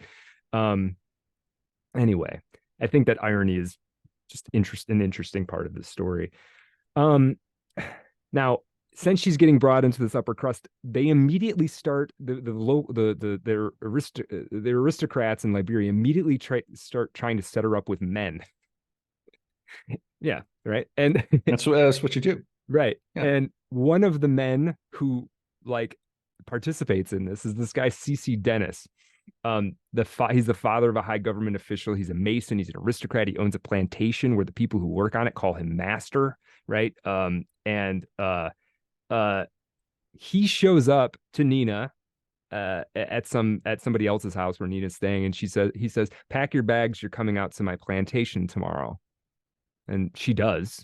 He's this handsome older man. He's like 70. He's handsome. He's very confident, very forthright. And remember, Nina is drawn to a kind of man who's like fully put together, no, not even a sliver of insecurity, right? That immediately gets Nina's lights turned on, right? I mean, yeah. I think on the bell curve, that's probably your best bet, is to be as solid as a rock and not insecure. Yeah. But sensitive. Right. Yeah. Yeah. Mm-hmm. Now, she does this. She packs her bag. She comes to the plantation. The next day, he tells her, "We will be married in 6 weeks, but there is one condition, Nina. I have to find out if you can get me hard." Okay. Because he's 70 and he's had like sexual issues. Sure. But this is how he says it, like right out. He's known her for like less than a day. And he's like, "We will be married in 6 weeks if you can get me hard." So this is fantastic. So when you go on Bumble and you lead with, "I am not nonviolent," the reply, when you hear that on Bumble or Tinder, the reply is, "We will be married in 6 weeks, but first we have to see if you can get me hard." Right. It'll work. That's a code. That's how you know you've swiped on an Art of Darkness listener. Right. Yeah. That's our that's our little sign, our little shibboleth. Mm-hmm. I like it. That's our sign. Yeah. Yeah. Now she that's to be honest, I admire this guy. I mean, this is what they talk about. They talk about affirmative consent and clear boundaries. And listen, I mean, he didn't have a gun to her head. He didn't lie to her. Like, sure.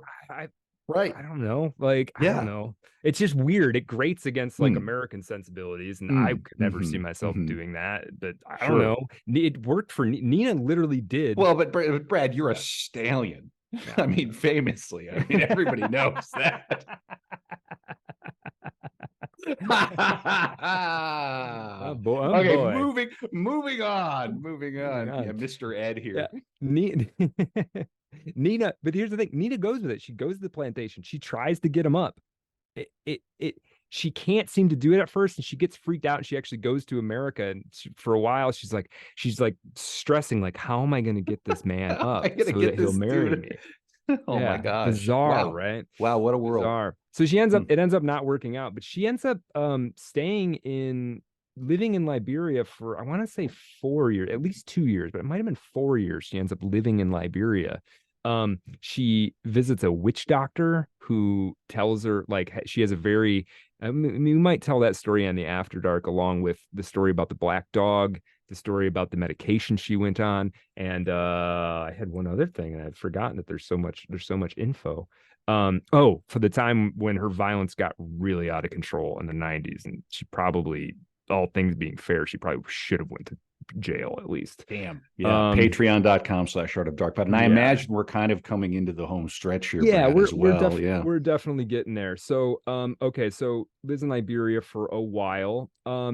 Now Lisa, she brought her daughter to Liberia with her. And at some point, Lisa's just like, I can't do this anymore. And Lisa goes back to the United States, stays with her dad for a while.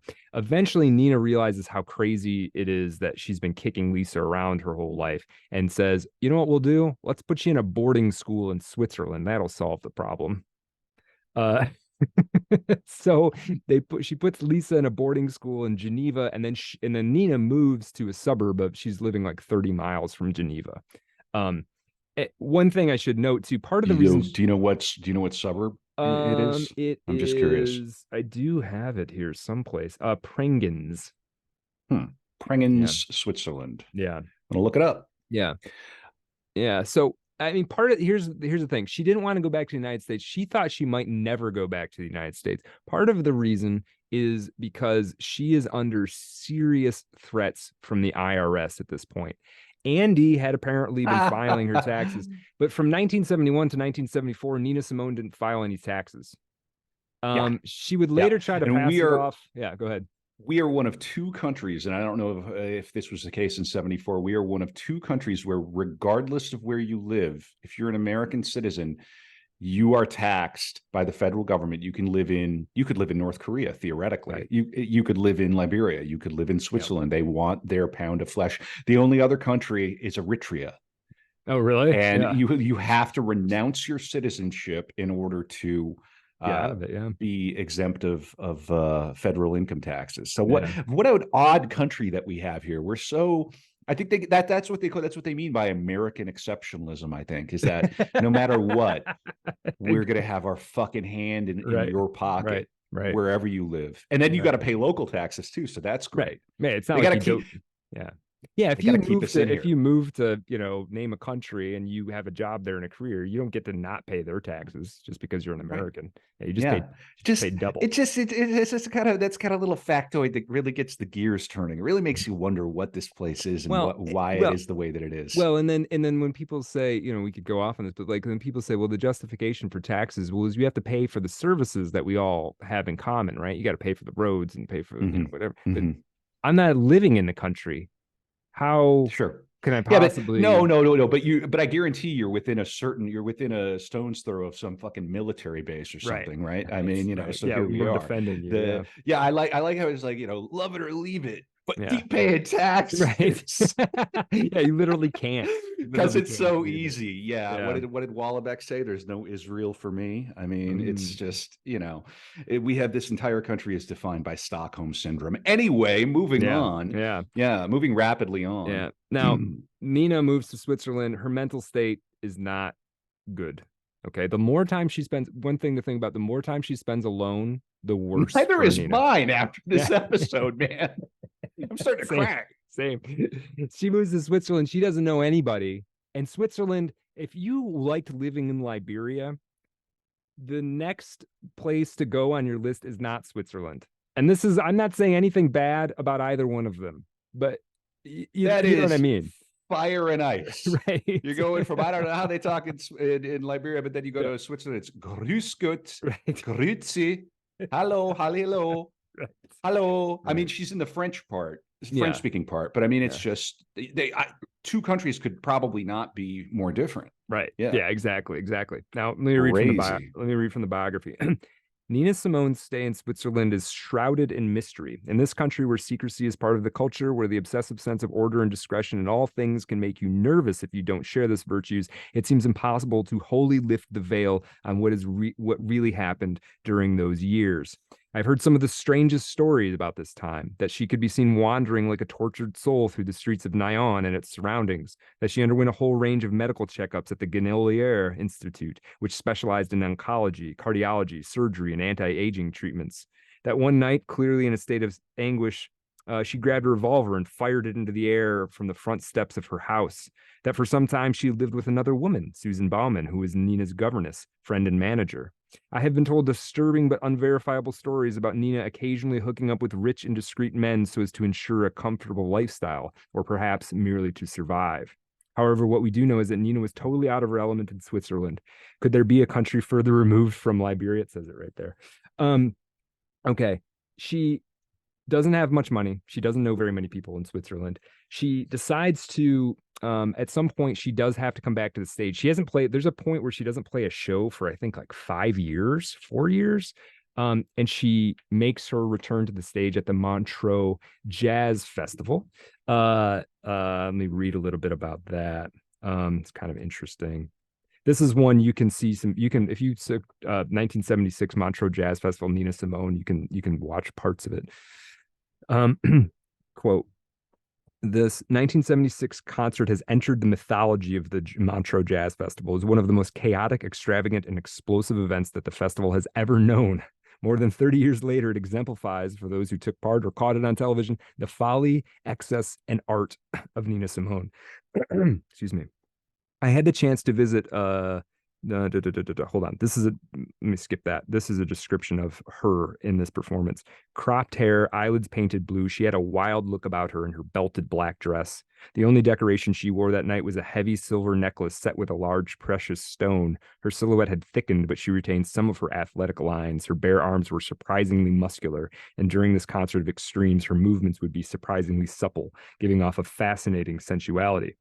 Nina was visibly anxious as she hit the stage. She appeared vulnerable, shifting between discomfort, laughter, and stage fright. Her movements were slow and sensuous. A certain hardness radiated from her, yet her femininity dazzled from the first. After taking their applause, Nina faced the audience and said, "I haven't seen you since 1968. I decided not to play jazz festivals anymore. But here, of course, it's different." Now, joined by a percussionist and a drummer sporting large afro hairstyles, the diva turned to her piano and played Little Girl Blue. She began singing, "All you can ever count on is yourself, little lady," then interrupted her song with a cry of "Emoja," which was a man that she had a relationship with in Liberia. Not the guy who like demanded things from her, but another guy. um, Moving on, she stood from her stool with a look of defiance on her face and a hand elegantly placed on her piano, fixed the audience with an icy stare. Full of pride, she seemed to be challenging them. Applause started to ripple through the crowd. After a delay, as if intimidated, satisfied, Nita sat back down at her piano and lingered on the melody of Little Girl Blue. She asked for her mic stand, which was slowly sinking to be repositioned. While a festival technician was adjusting it, she addressed the audience and said, "You didn't forget me. I didn't think you would."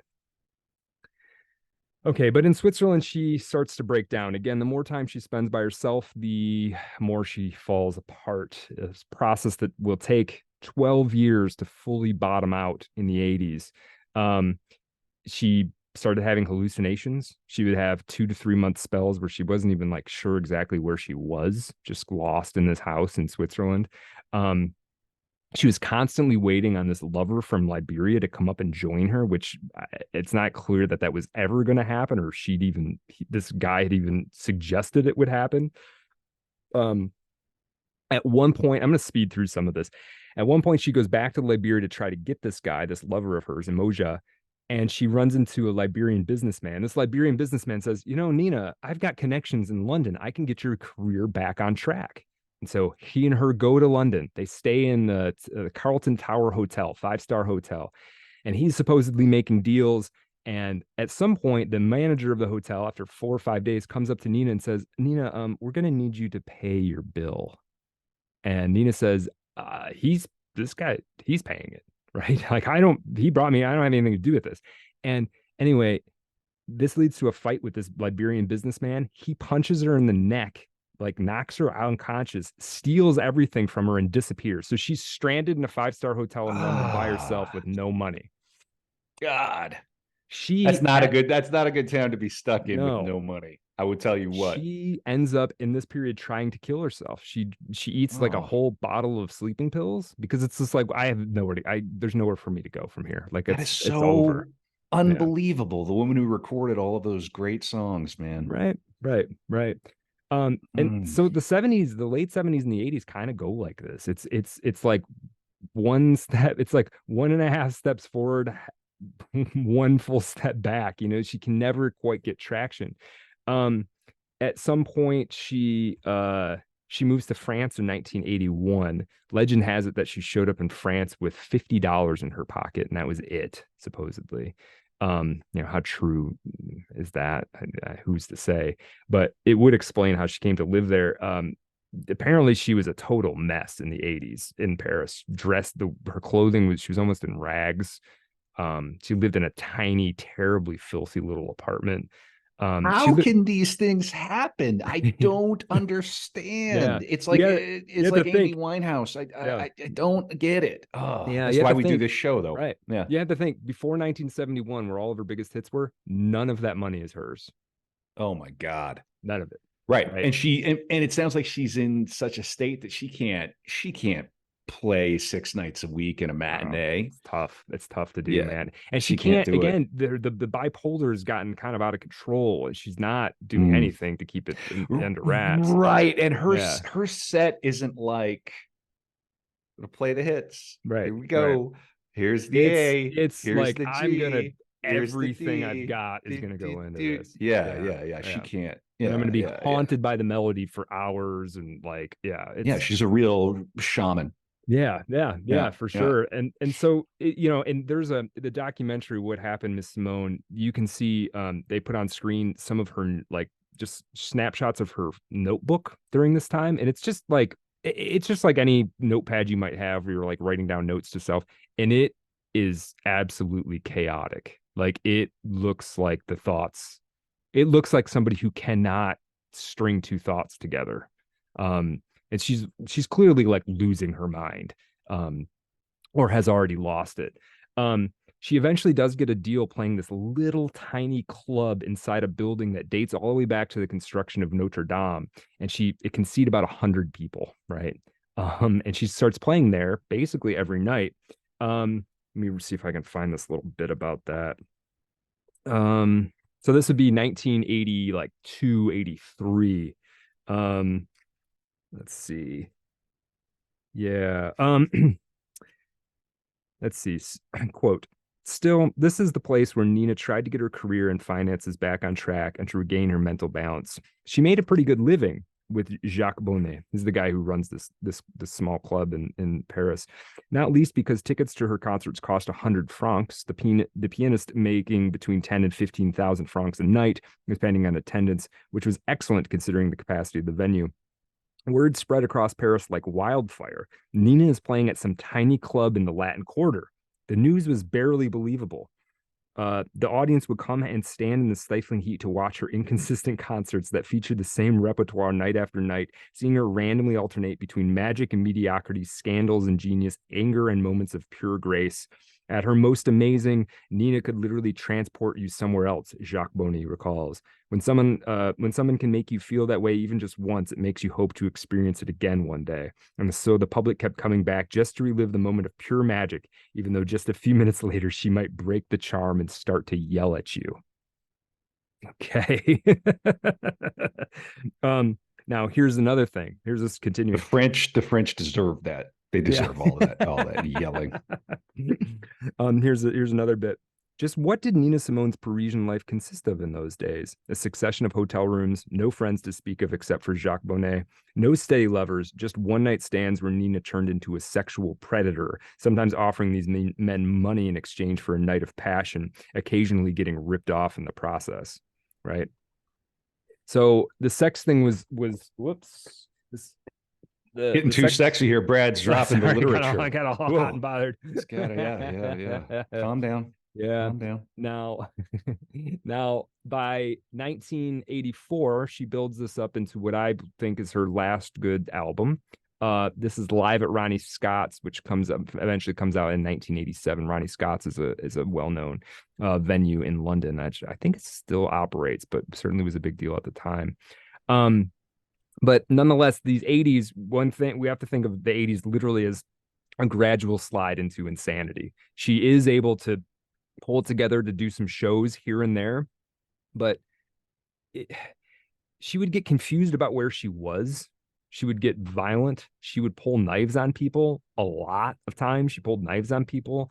She pulled a gun on a record label producer in 1985 and took a couple shots at him, saying that she was trying to kill him because he owed her money. Who even knows if he owed her money or not? She would scream at people.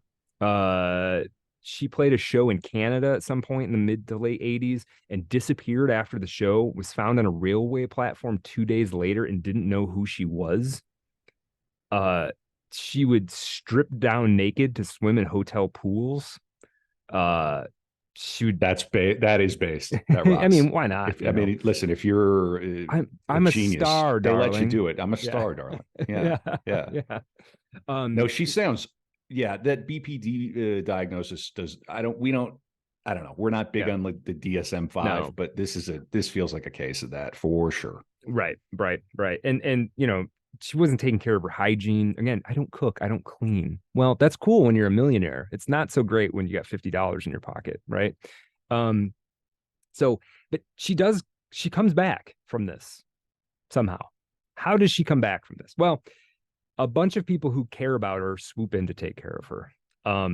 She had a tendency to use people in these later years. And when you're desperate, there is going to be a certain amount of that, of using people, right? Because you're trying to keep from dying.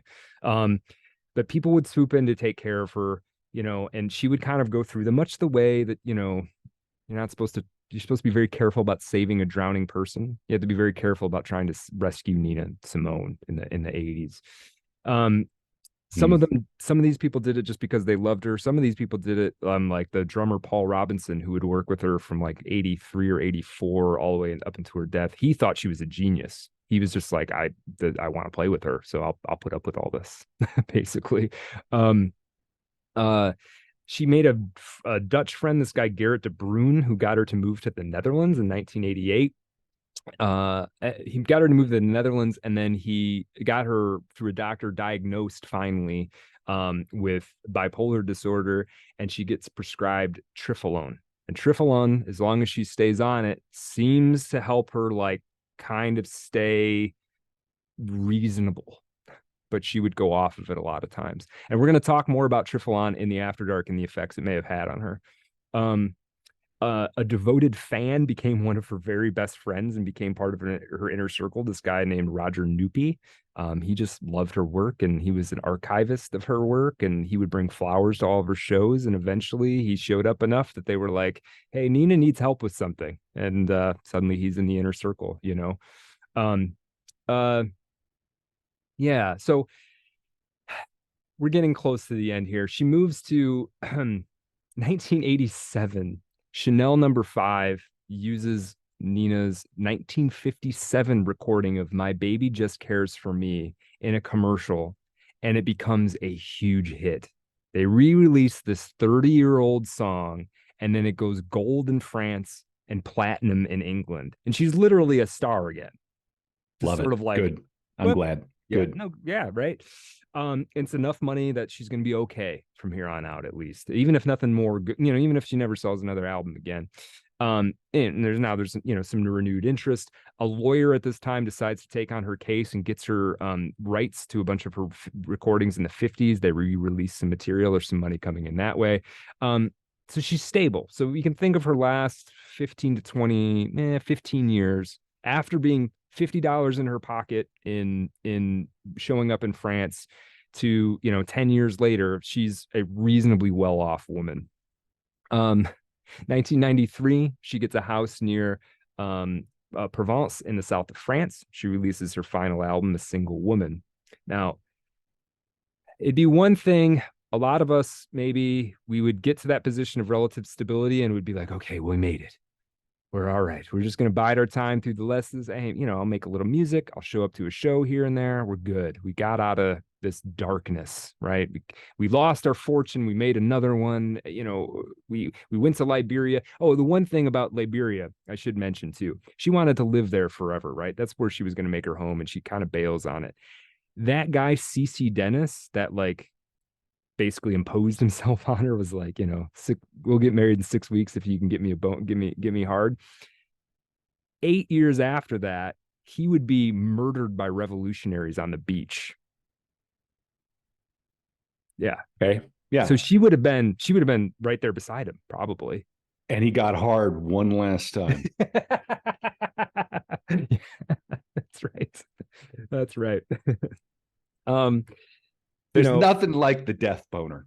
Right. Nothing. Well, that's what I hear. That's the finest. That's the finest erection you'll ever have. That's right. We're gonna be talking about that. You won't even. Yeah. You don't even know. We're gonna be talking about that on the William S. Burroughs episode, probably. Yeah. Okay. All right. Yeah. The death erection. Yeah. Let's not call this episode the death erection of Nina Simone. No, I think we're gonna call this. We're gonna call this Nina Simone Saves Our Lives. Oh, okay. I like this. Now, so again, she reaches this point of relative stability in France. She's got some money. She has a house. She has people taking care of us. The problem is, anytime she needs to have somebody with her at all times. They have to keep her on her medication. Somebody has to make sure that she's eating reasonably well, that she keeps on some kind of schedule, or she will slip into despair and go off her medication and start having hallucinations, probably. There's also this thing where she's not a star like she used to be, and she's not rich like she used to be. She's not the object of sexual attention like she used to be, right? And I think Nina did not deal with any of that particularly well. I mean, she sort of survived it, but I don't think mentally or emotionally she dealt with that particularly well. There's a bunch of wild stories from the 90s. And I mean, we're talking, she's getting into her 60s at this point. She drunkenly almost burned down her house in the south of France. When she moved to the place in France, all of her friends showed up to help her move, and she was on vacation in Ghana. She was just like, all right, go ahead and take care of that. That's cool. Thanks. That is a bitch move. That is a diva move. Yes. Yeah. No good. Yeah. She had in 1994, she has a love affair with a man in Tunisia who's 25 years old, which age gap. That rocks. Yeah. Get your bingo cards out. Yeah. Oh, I hope Pee Wee comes through with a season 4 bingo card. Yeah. Pee Wee, if you're out there, you know where to find us. Hopefully he can do it. Yeah. In 1994, she has a nervous breakdown, which causes her to cancel a major concert. And then, of course, was the time she took a few shots. Well, we're going to get into that in the After Dark. The time where her violence got out of control, and she probably should have done some jail time. That happened in the early 90s. Her 1993 autobiography, and I have to gloss over some of this because if I go blow by blow, I'm trying to give you the sense of what her life was like. It's chaos. For about 30 years straight, it's absolute chaos. Some of it self-inflicted, some of it she stumbles into. Now, 1993, there's an autobiography. This autobiography, I Put a Spell on You, comes out, and you don't get this from reading the book, The Crazy Story of Trying to Write That Book. She went through a whole bunch of co-writers. Amiri Baraka and Nikki Giovanni at different times were assigned to it. They both quit. They were like, I am not working with this lady. This is too much.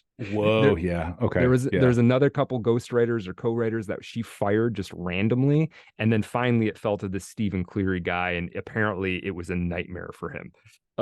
Just trying to, we're keeping the story straight. She would tell you one thing one day and tell you totally different thing the next day. She couldn't string events together. I mean, you live a life that chaotically. She had very poor recall of what the sequence of events of her life were even. Yeah. Now, through the 90s, she would play periodic concerts to her last show, which was actually in the same year that she died in 2003. And her final decade, she went through a number of people in her inner circle. The last group kind of pushing out the former. And of course, it becomes a kind of there's multiple sides to this story. Everybody is pointing the fingers at somebody else in her circle, accusing them of, I'm not going to try to get mired in it or adjudicate who is right, but there's a lot of finger pointing. You come in to try and like help Nina, and are you helping her? Are you trying to get the money? Are you trying to take advantage of her fame? There's a guy who came in to that quote unquote help her, who was clearly just wanted to get on stage with her, and he did.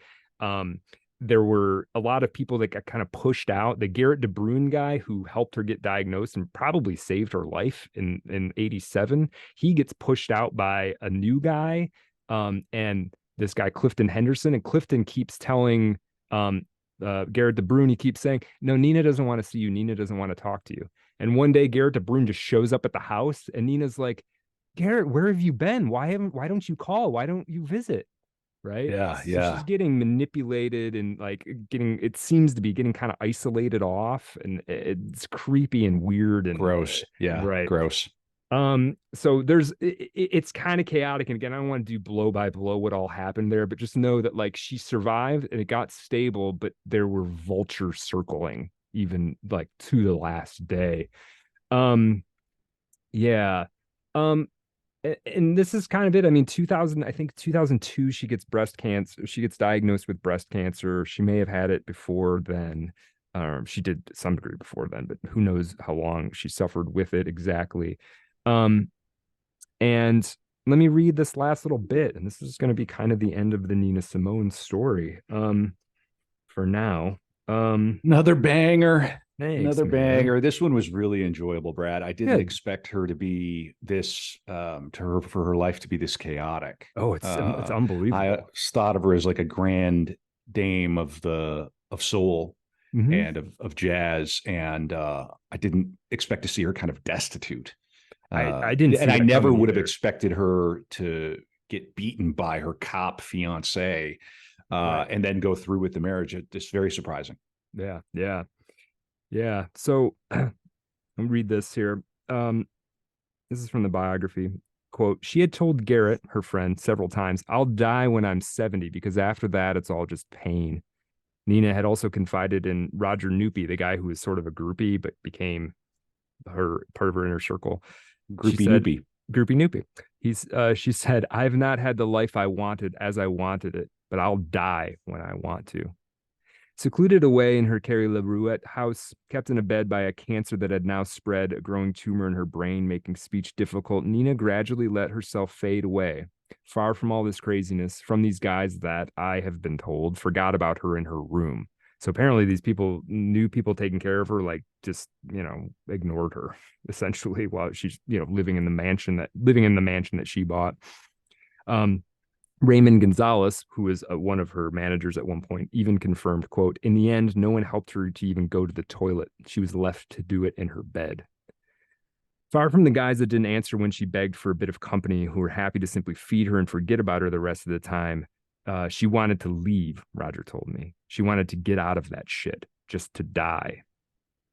What a tragic sequence of circumstances. A few years before Nina's interests and her friendship got away from them, Raymond and Garrett had thought they would be able to release those hundreds of hours of unheard recordings and thus guarantee Nina peace in her final days. Those royalties would have paid for her house in the south of France, financed the construction of her home in Ghana. She could have spent the spring and the summer in France and the rest of the year in Africa. They thought she would have been visited frequently, and people would have made sure she was well looked after. She would have had a happy life, more or less. But that's not how things panned out. Nina faded away in a beautiful house a few yards from the sea. During the last few months of her life, she was unable to walk or get down the stairs on her own. She was racked with fear of dying alone upstairs in her room while she could hear them laughing and scheming in the living room. Nina no longer had the strength to fight or to throw them out as she would have done in times gone by. Nina, the trapped tigress, had become dependent, cut off from her old friends, and in her agony no longer even dared to get annoyed, quote, for fear that they wouldn't feed or wash her anymore, according to Garrett.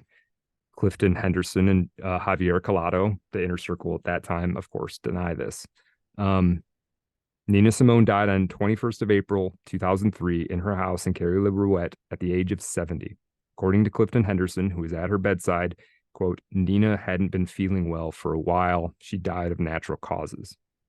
In truth, cancer had spread through her body and overcame her. The funeral took place on the 25th of April, 2003. A mass was held in the Notre Dame de l'Ascension Church in Carlerouet in the presence of 300 people, including Henderson. Nailed it. Yeah, got it. Javier Colado, her drummer Paul Robinson, her daughter Lisa, Miriam Makeba, and Isabella Turin. A message from Elton John rested on a bed of yellow roses, saying, quote, we were the greatest, and I love you. Shortly after Nina's death, Elton John declared to the journalist Ingrid Shishki, I think she was the greatest female artist of the 20th century. That's pretty much it. Brad, I salute you. Are you not entertained? Are you not informed? This is the Art of Darkness podcast. Great work, Brad. I know Thanks, how man. you probably have a tickle in your throat. Yes, I'm going sir. to ask and answer the question. Okay. What do you think Nina Simone would be doing now? I'm going to give you a little breather. Yeah, thank you. It's so difficult to say because you think about her. She lived until what? 2003. So she lived to see 9/11. Whatever that means. And how old was she when she died? She'd be 90 now. She was 70 when she died. Yeah. I mean, I just think she was a musician through and through. You'd like to think that she would one day maybe realize her piano dream. Just go out and play some Bach. Yeah, just go and do that. And people will probably, but she was, I think she was a shaman despite herself. I think she was yeah. And Elton John saying she was the greatest female artist of the 20th century, you could definitely make a case. I love that she's like a second example that we've had so far of someone who's like, well, I guess I'll be a famous, it's like Bolaño. I'll write a novel and that'll sell. Like just the assumption that like, oh, I'm going to slum it in the novel. Right. Oh, I'm going to slum it I'm going to slum it at the Montreux Jazz Festival. Right. Right. Exactly. I'll play Carnegie Hall, but I'm not going to get to play what I want. Right. Like, what a vibe. So, what do you think? What do you think she'd be doing? I mean, I think she continues. The one thing that maybe we didn't quite capture was the range of her tastes in music. I mean, she has an album where she does 3 George Harrison covers, right? Love it. And so I kind of wonder like how what we never got to see was the Nina Simone version of the Johnny Cash American Records albums. That's what we never got to see. And if that kind of thing would have happened, it would have been amazing, frankly. Rick Rubin or somebody like that gets their hands on it. It's like, Nina, let's make the music you want to make. What do you want to make? Yeah, Nina Simone covers Closer. Right. Yeah, right. Really. Yeah, Nina Simone covers Smells Like Teen Spirit.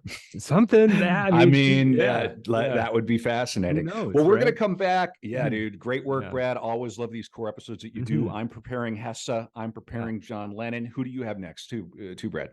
Oh, my next episode is in season 4. We're talking William S. Burroughs. All right, I'm the redo. Yeah. Burroughs Redux. I'm a little behind the 8 ball here. I'm gonna try to get 2 episodes in before the end of the year. We'll get to them when we get to them. Yeah, we love all of our listeners. Thank you so much. You all make Art of Darkness what it is. There's no way Brad and I would be doing this podcast if 1, we weren't getting Patreon support, and 2, if people weren't listening at this point, we would have quit long ago. These episodes, these core episodes, take a hell of a long time to prepare. We put in the work. Really do consider supporting the podcast. Brad's going to come back on the After Dark for Patreon and tell us 3 more stories. We'll cut loose a little bit. Patreon.com/Art of Dark Pod. Brad, what do you got for After Dark? Remind me one more time. Yeah. We're going to talk about the effect that Trilofan, the pharmaceutical drug that probably saved Nina's life, the other effects it might have had on her, and how it might explain some things that went on in her life after 1988. We're also going to talk about the time that her violence got really out of control and into beyond inexcusable territory. It's quite a story. And we're also going to talk about the relationship Nina may have had with a spectral figure out of English folklore. Only for Yeah. Patreon. That's right. Meantime, I'm going to go put a spell on you. Because you're mine. I promise you won't be singing through that.